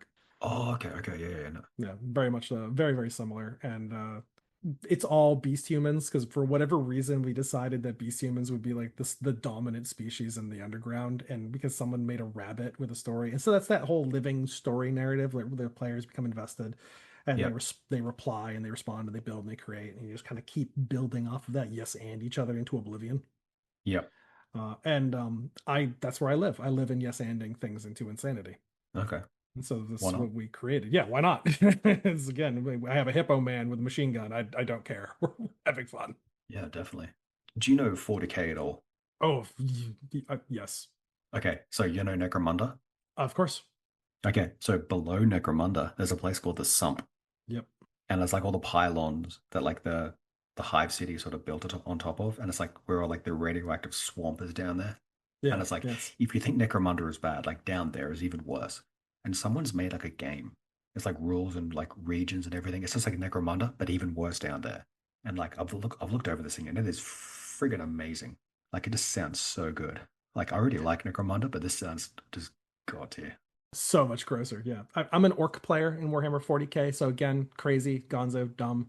If you have a faction in any game that is like the like get stuck in with the boys, I'm probably gonna be that player.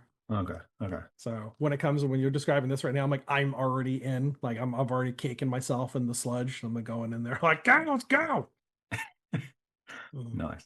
Yeah. I'm the poop monster. I'm already Oh trying to go after god. people. So Mutant Epoch, it's sort of gonzo. Well, Yeah. it is gonzo, but at the same time, it's very, very crunchy in terms of like mechanics. Yes, it can be mechanically crunchy.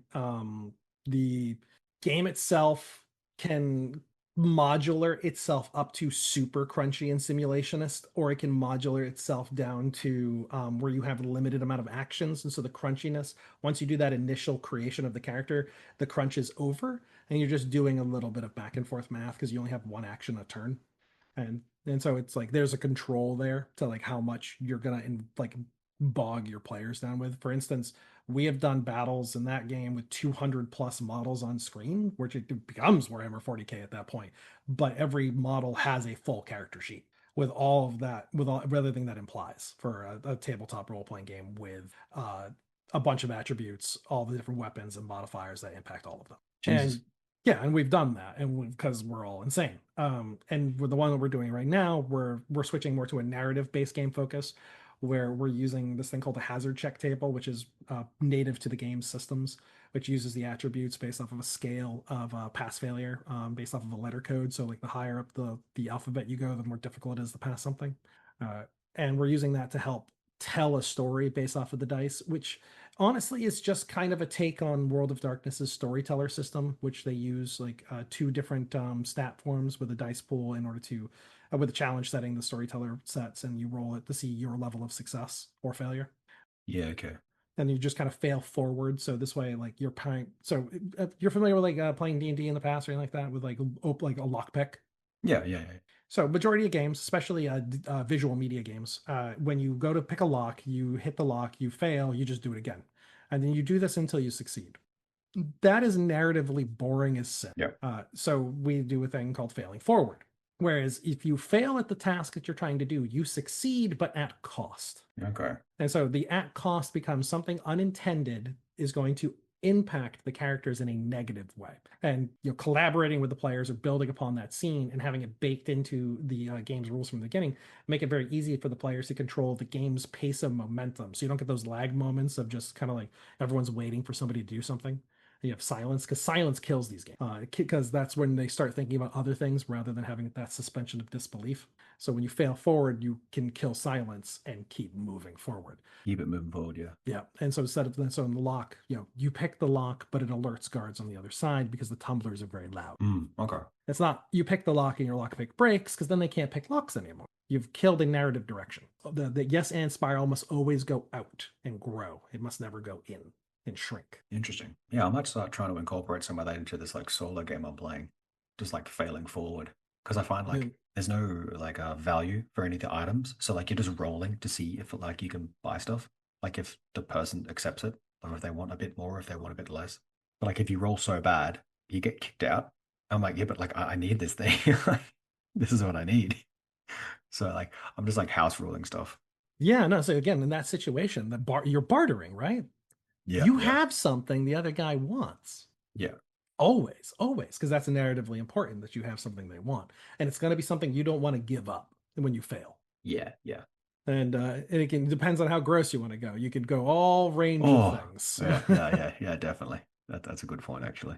Yeah. Yeah. Huh. I never thought of that. Yeah, oh yeah, and it happens all the time. I've lived in war zones. I've Oh, bartered with people at the edge of misery.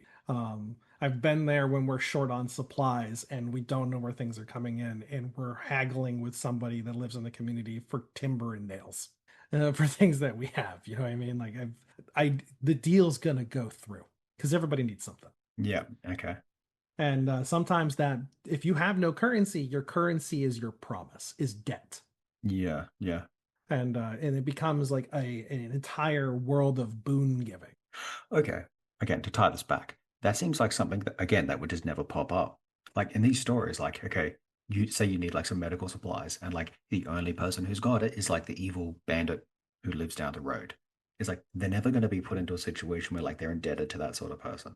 Like they're just not interested in that sort of situation. Like it sounds interesting, but they're just never going to do it. Yeah, yeah, because they've painted that bandit down the road with a single color. Yeah. They don't know that the bandit's got a daughter that like lost her ability to go to school and can't read and like was in a critical moment in her education and reading's kind of valuable, but he has no one who's really good at teaching. Mm, They don't look at these elements that go up and down, or like maybe they have somebody in the family like who has an iron deficiency and he doesn't know how to treat it. yeah.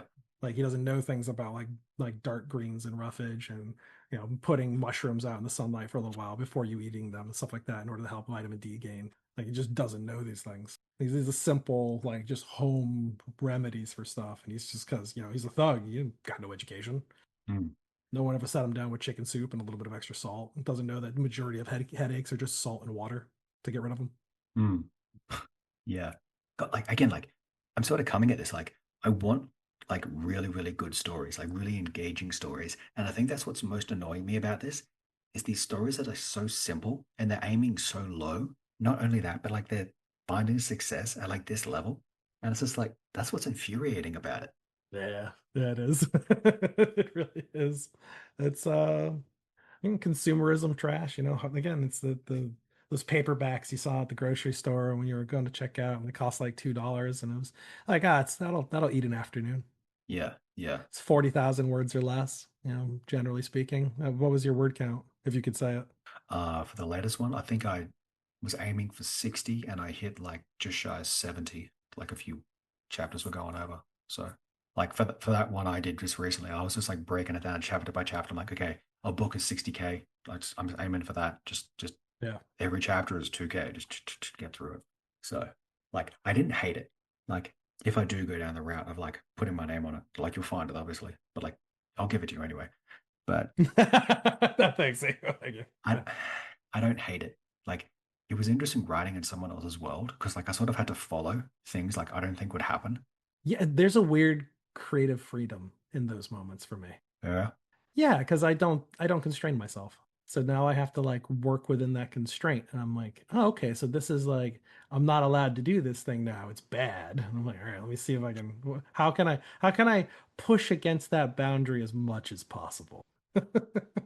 Years ago, I was working for this other video game company, and like the managers just wanted their ideas made into games. They weren't writers; they just wanted like games that they made, and so they got me to like write them. And I'm just like, oh, this is the dumbest fucking idea ever. Yeah. And like I had to find a way to put these pieces together. You could always tell when like someone's idea like wasn't included or wasn't center stage enough because like they'd always be like, oh, but what about this thing? I was like, oh god, okay, that was your idea, huh? Oh, that was your baby. Yeah. Yeah, yeah. Um, uh, I do love those moments because I've done it as well. I've worked with a couple companies, a lot of failed projects because people don't always understand that a lot of these things they get to like a concept development phase and then just publishing money never comes in. And somebody it just doesn't get picked up. And so you just kind of like go on to the next gig or the next thing. You and it's a lot of collaboration with different writers. Or the one that I can't stand the most is when you have a lead, a creative lead who does everything talk to text because they're very stream of consciousness, and that's your notes. Oh god. They're miserable.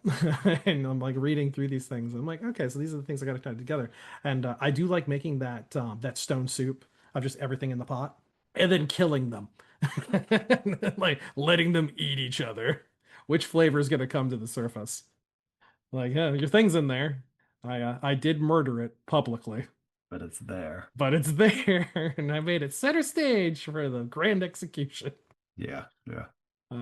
I have been known to do that on projects, and so I've been told, Tim, don't kill any sacred cows.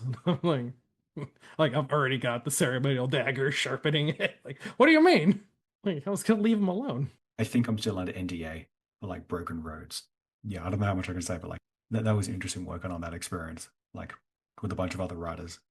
The project didn't really do well overall to start with. I mean, like I think it's just like one guy sort of like keeping things going while like the lights are out at the moment. He's just sort of like maintaining. But I think he has aspirations of getting another two out. I'm like, okay, Hey, good for him. Go like grind, grind, grind. Go for it yeah, yeah, yeah. if you can get it But done. for all their faults that the game was sort of, reported on for, people tend to like my town. So I was like, okay, cool. Like I'm okay with that. Like I don't talk about it much, but okay, people liked my stuff, so cool. Yeah, so I'm like, I'm good. I did my part. Yeah. I worked with Dwarven Beard Games for a little bit, and I had a lot of fun with the guy who was the lead over there. And they had an earlier project that didn't launch called Skyrelic Games, and it matched my weirdo energy of just all these kind of crazy things coming together, like floating worlds and cities. Um, but it it he some of the writers didn't understand what it was to be very human in these situations. They didn't like think about the characters' associations and their ties to one another and how like an organization forms trust over time. So like we have the knightly order of Yabba Baba. We praise the sun. All praise the sun. It's like, yeah, but cool. Like, how do you bring them into the association? You ever see an interview between oh god, Todd McFarlane, and they had Stan Lee, and can't remember the other writers, and they're like talking about their like how they create a character for comics. No, wait, Todd McFarlane is Spawn. who's it? Oh They no, did. no, okay, Yeah, so they're sitting there like creating a new character. Again, I can't remember who the third person was, but they're like drawing like chains and spikes on him because this is like high point of the like the Tude era, the Attitude era in the United States. yep. And like Stanley's like, yeah, but how does Spawn take a shit? Like, where does he go when he's got to go to the bathroom? Because that was all his characters in Marvel always were human first. He's not Spider-Man, he's Peter Parker. He's not Wolverine, he's Logan. Like that's the mask. They put the mask on. The DC's the other way. Yes, DC is the opposite direction. He is Yeah, Superman. Clark Kent's the disguise. he's Batman. Yeah, yeah. Yeah. And so that was like he was coming at his like organizations and his structures with that same like no, the structure and what matters most, not the people who build the structure. And so when I came in and started writing the story, that was the area that I had be the weakness of that structure. I kept the formation of what he had it. And I'm like, that's the area where this structure falls in your story because it is so much about its image rather than its people. It will not have any lasting impact on the society it's at. It's literally so. And I had to think to myself, all right, so what in the real world, because these things exist, have poor human structure but great exterior structure and image. I'm like cults. Cults do that. Mega churches do that.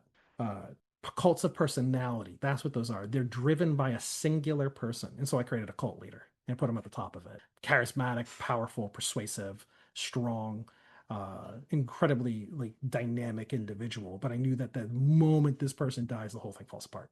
And so it made that what he wanted work, and he loved it. He was like, "Holy shit, this is exactly like yeah, this is big image and like that, and all the people are coming and flocking to it. It's just this big startup kind of crazy religion that's really becoming powerful and strong."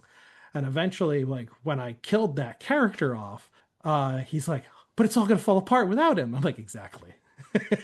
That's the crux. That's the weakness in this entire structure that we built here. Yeah, and it was built in from the start. Yeah, yeah, yeah. Yeah, it was built in from like we're gonna do it. It's like Caesar from Fallout New Vegas. Yes, yeah, exactly. Yeah, without Caesar, the Legion can't survive. It would literally eat itself. Fucking Legate Lanius. Ugh. Degenerates like you belong on a cross. It's like cool, cool. Or that one dude you come, I won the motherfucking lottery. Woo! On one hand, I hate that people keep talking about Fallout New Vegas, but on the other hand, like it is the best game of the modern games. It's those personalities, man. It's those big, big personalities that speak to you at a very fundamental level, and it's one of the things that I sometimes younger writers, newer writers, people who focus really heavily on like nuance always seem to forget that the hammer always wins.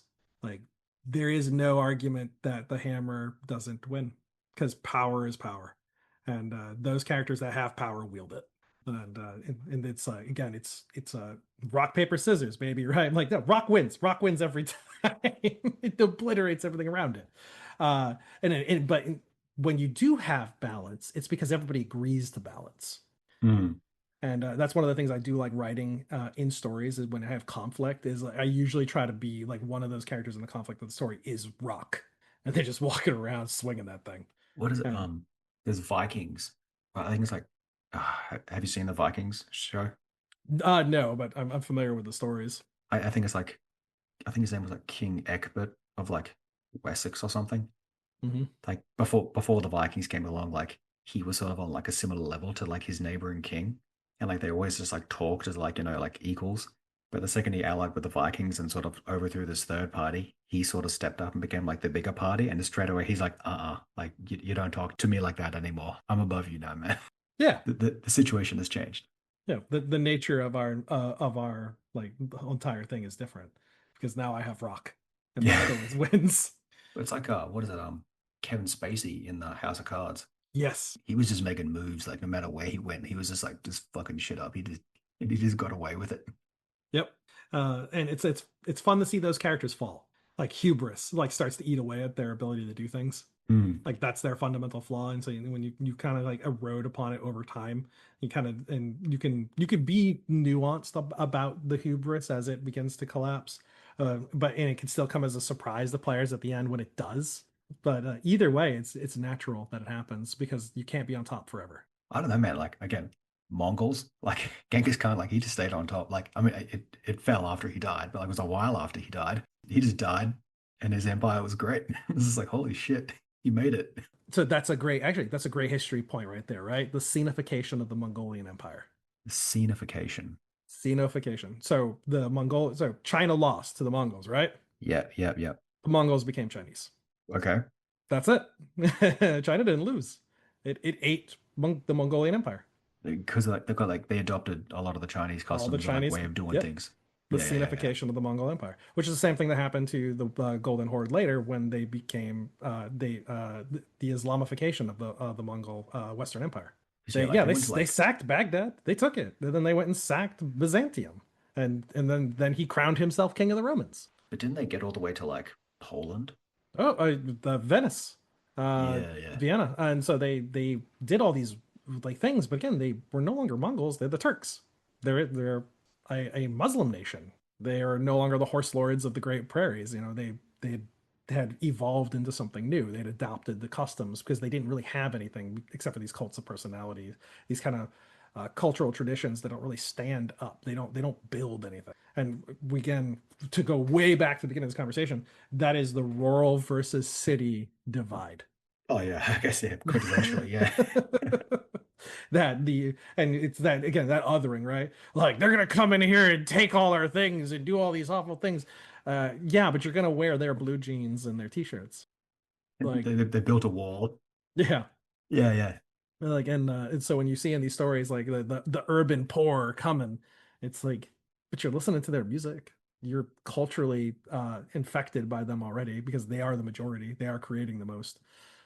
Isolated in your small group, eventually you're going to start adopting their ways and methodologies because they just outnumber you by so many, unless you survive past them, which in anywhere I've ever been in the world in a disaster zone never ever actually happens. They No, they they last days when they get overwhelmed.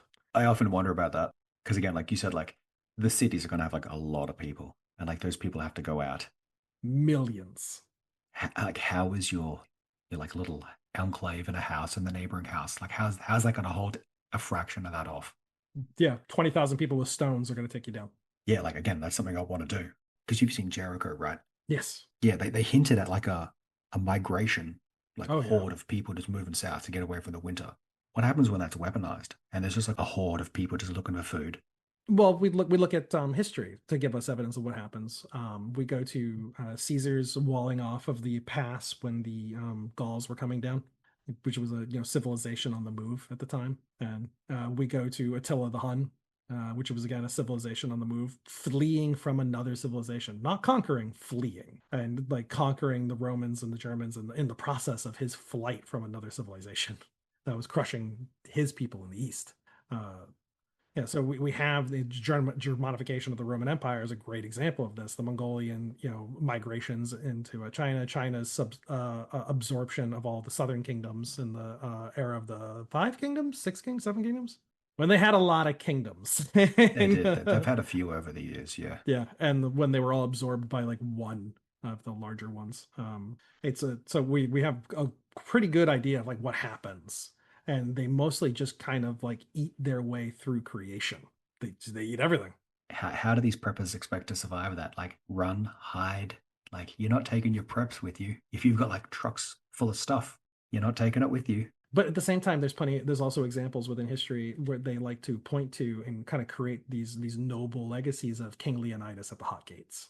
Yeah, these last stands, like the Zulu Dawn, the Alamo. These are all very famous battles of like very few against very many, and like we remember these heroes and these people for thousands of years. We know who Leonidas is. Mm, mm. Like we know who, because of the Iliad, we know who the fighters of like the defenders of Troy were. Like we Yeah. know the names of individual people on the battlefield, which is wild. Not generals, fighters. We know the names of fighters on these Yeah. Yeah. battlefields. Uh, and so they want their hot gates. They want their Leonidas standing before the mighty horde, the slave armies of Persia. They want that narrative. And so they're going to hold off in their little compound of concrete walls or a cave somewhere off in Georgia, and they're going to be like, they could take our lives, but they'll never take our freedom. The 20,000 people eventually outnumbers the amount of bullets the enemy has, and they just kind of ransack you anyways. But in the story, their morale is broken. They run away. Water becomes an important kind of narrative story in that one. They don't have enough water to sustain themselves, and so they have to disperse. So they came up to fight, and they didn't have enough food because the smart survivalist knows that you need to literally carry all your food for the assault, plus the food you need afterwards, and the water. Disease, the dysentery dysfunction begins to eat away at the ranks, and that's what eventually breaks them down after you stop that initial attack. Yeah. Okay. Because all of those things are also true throughout history. Those things have happened. Enemies have bashed themselves against the walls of cities and just simply ran out of food. Such a dumb problem. Right. We got repelled again. Okay, what's for breakfast? About that. I'm out. Yeah. Like, well, we've eaten all of the frogs in the neighboring pond. All the grasshoppers are gone, and we're currently eating the leaves off the trees, and we're cutting those trees down to get to the squirrels. So cool. No food then. Yeah. And so you've got 3 days of fighting capability without water. Yeah, no, I'm out. Yeah, you're done. The army's dead.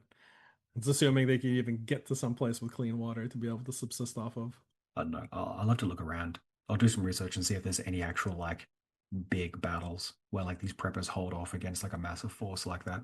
Yeah, they're gonna in prepper fiction, again, since it's pretty aware of itself when it comes to like sustainability. Yeah.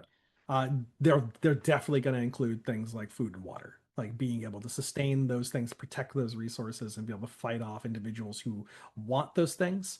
And they know they don't have to fight off the enemy; they just have to outlast them. Yeah, okay.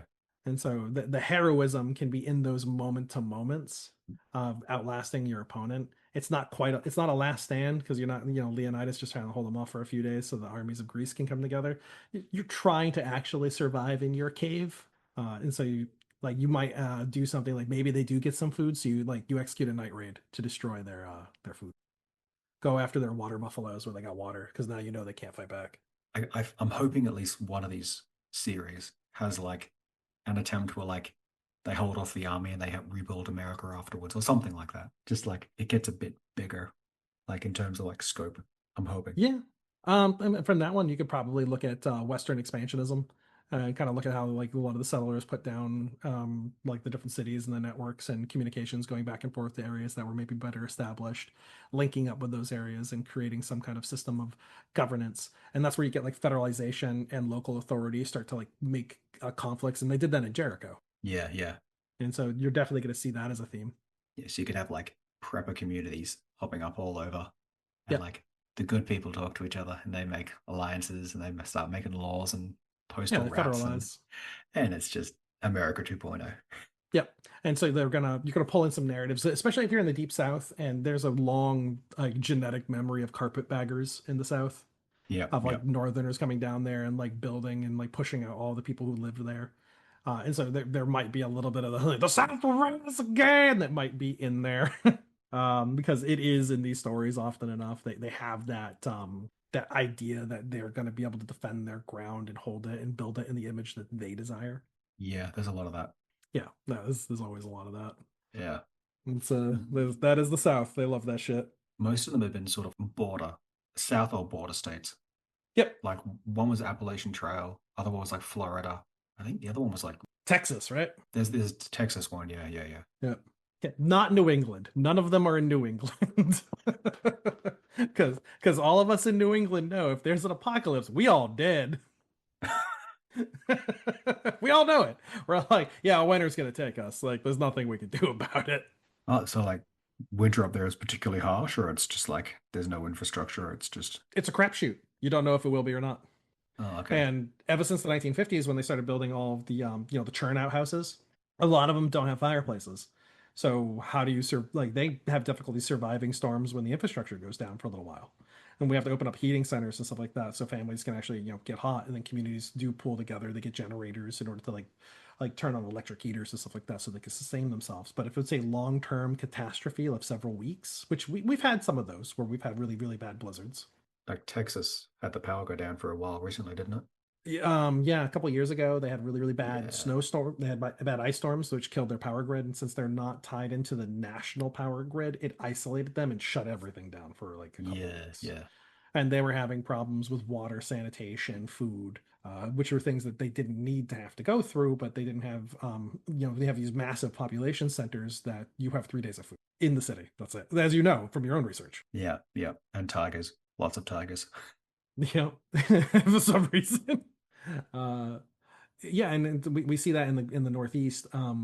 We have a lot of rural areas in New England, areas of very, very tiny populations, and they have older construction. Like they still have independent heating systems. They're not as like dependent upon the electrical grid or even sanitations departments because a lot of them have septic or cesspits. Yeah, yeah, And so, they don't have to worry about these big water purifications. They have well water. And so if the power goes down for them, it's just like, okay, the lights are off. yeah, They got wood stoves still in some of these areas in New Hampshire and Vermont, Maine, Western Massachusetts, Northern New York. And so they'll be able to be just fine. But any of the cities, yeah, no, it's not going to be great. it's sort of interesting. Like, if you think about like the more advanced you are, the further you have to fall. Yeah, the further you get away from sustainability. Well, take for me, for instance, we had a really bad storm during the summer where we lost all power for several days. But I have a solar grid, not on my roof, one I built with battery support and everything. So I didn't lose power and I didn't have to go get gas. Yeah, yeah, And I could sustain off of that for theoretically 10 years nice. before the lithium batteries, or sorry, the lead acid batteries, run out of hydrochloric acid. So And you made those? yeah, I made the system myself. I bought the panels, from a vendor, but all the stuff is what I built. And the batteries are just old RV batteries that people had that they didn't want anymore, and I just refilled them with acid, got them all up and running again. Pretty simple thing to do. And but if things were falling apart, I'd become a target. People would want those things, but they wouldn't know how to use them unless they actually understood, the principles of the engineering behind it. Because they would go to set it up and it would blow up on them because the batteries would get charged incorrectly. Yeah, like in which case they just make their own. So, Yeah, but I mean, like that would be like your bargaining chip. It's like you can't yeah, use this. I can. Like, yeah, I'm not the person you kill. I'm the person you protect.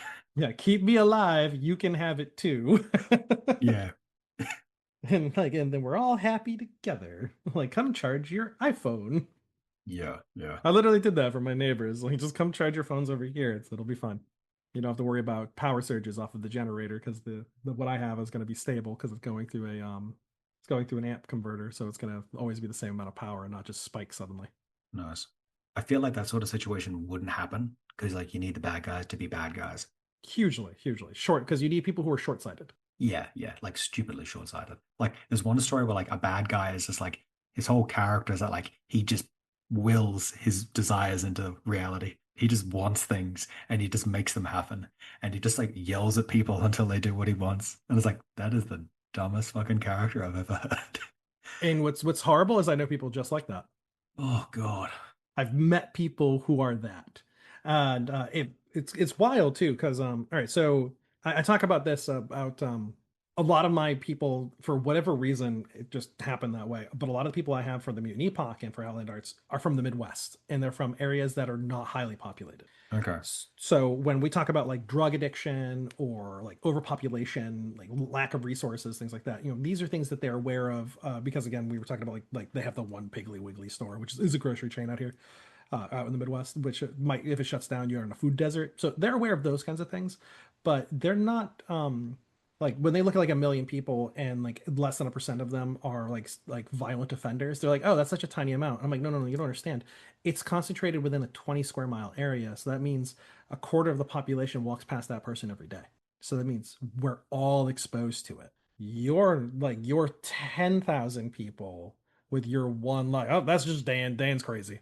Um, you're not all exposed to it constantly all the time. So you got one crazy Dan, we've got 10,000 crazy Dan. And the whole city is exposed to them all the time because of the proximity.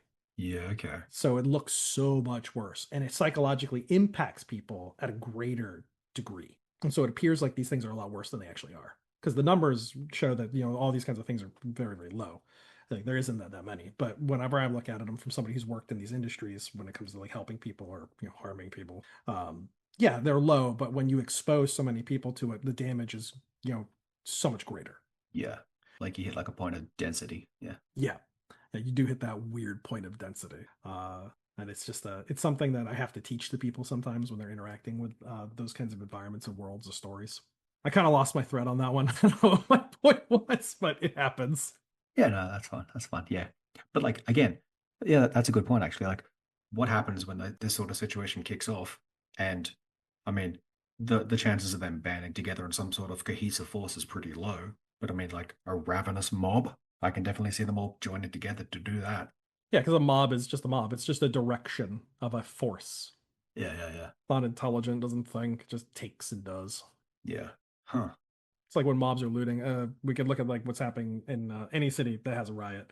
Like a sports team wins, riot, let's go nuts. And they don't go after the bookstore. They raid the Nike store. The bookstore stays perfectly, like the glass isn't broken, no one's got into it. It's because again, it's impulse, right? It's this immediate thought. It's not thinking.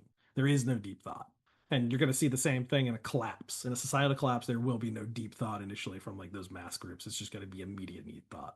Yeah, I've never really seen it myself. Like one thing my dad always drilled into me is like if you see like a massive group of people heading one direction, you just get away from them. Yeah, don't go there. You don't follow them because like you lose yourself. Yeah, you'll lose yourself in that crowd. It is different culturally for certain groups, certain locations. Things change. I've been in many different places where disasters were met by the population, and because whatever the carrot and sticks are for that society kind of changes their outlook and how they deal with it. And so sometimes they have maybe a longer view of how things are gonna like. No, we're gonna be fine. We're gonna return to normal. So I tend to find like in a lot of European cities and I'm including like the Middle East in this too. Uh, like within living memory, you have wars that have walked across the landscapes of these cities and destroyed them. And so these people know that tomorrow exists. And it's written into their DNA that tomorrow's going to come. We're going to rebuild. It's going to be fine. We don't have to do these crazy things. So, like somebody who lives in Tornado Alley in the United States, who has tornadoes come through every year and destroys neighborhoods, they're going to rebuild. They're going to build again. There's no riots. But when a storm hits New Orleans and floods everything and destroys like massive parishes across Louisiana, Mississippi, you get riots because they don't know if there's going to be a tomorrow. No one's taught them there's going to be a tomorrow. And it doesn't really look like there's going to be one because things aren't great. And there is no food, there is no support. There's the military moving in. We did. This is the CVs. We moved in to try to help. And you're dealing with people who had nowhere to go because they had no networks of familial association to be able to leave. Yeah, okay. Because all of their family was there. And so there was no higher ground to move to. And but then we went to California and we had like the forest, all the fires in California, like the Palisades that recently burned down. No riots. No riots, no insanity, no craziness. People had, connections, social networks. We've had these incidents happen before. We have kind of like an established pattern of what we do. Same thing happened during the earthquakes in LA, San Francisco, the tsunami that hit Japan in the north years ago. That was devastated that whole area, the whole city there, or the nuclear catastrophe in Fukushima. We see society's own. These groups, they band together, they come together, and they work it out. Yeah, yeah.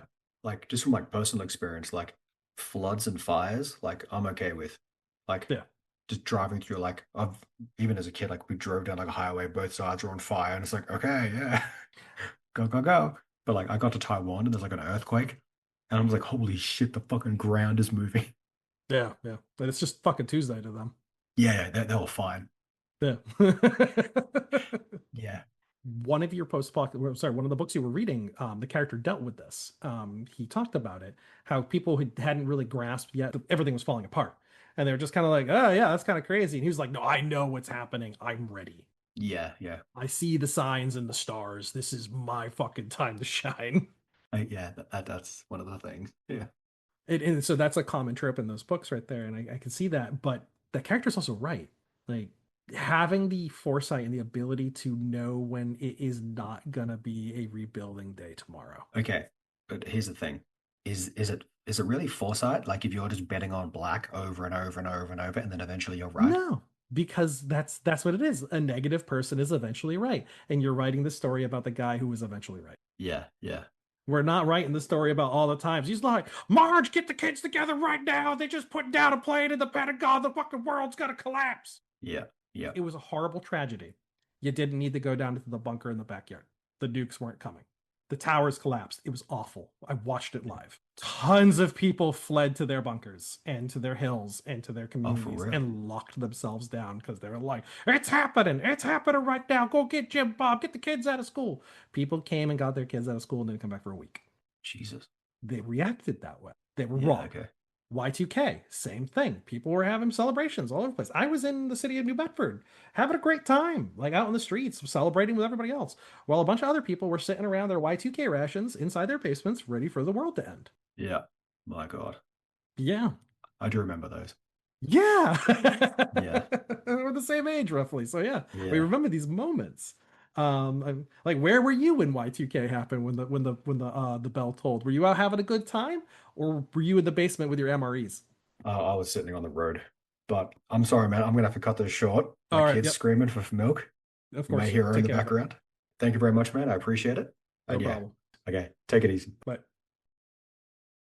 Okay, so that was the discussion. Quite rambly, I know, but there are some nuggets of gold in there, I'm sure. Sorry about the abrupt ending, but when you have a sick wife and daughter, even when you're sick, it's on you to jump when called upon. So, that's it for episode 9.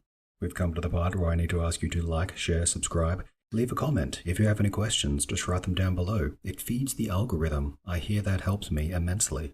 But yes, do all the good stuff. But most of all, have a good one and take it easy.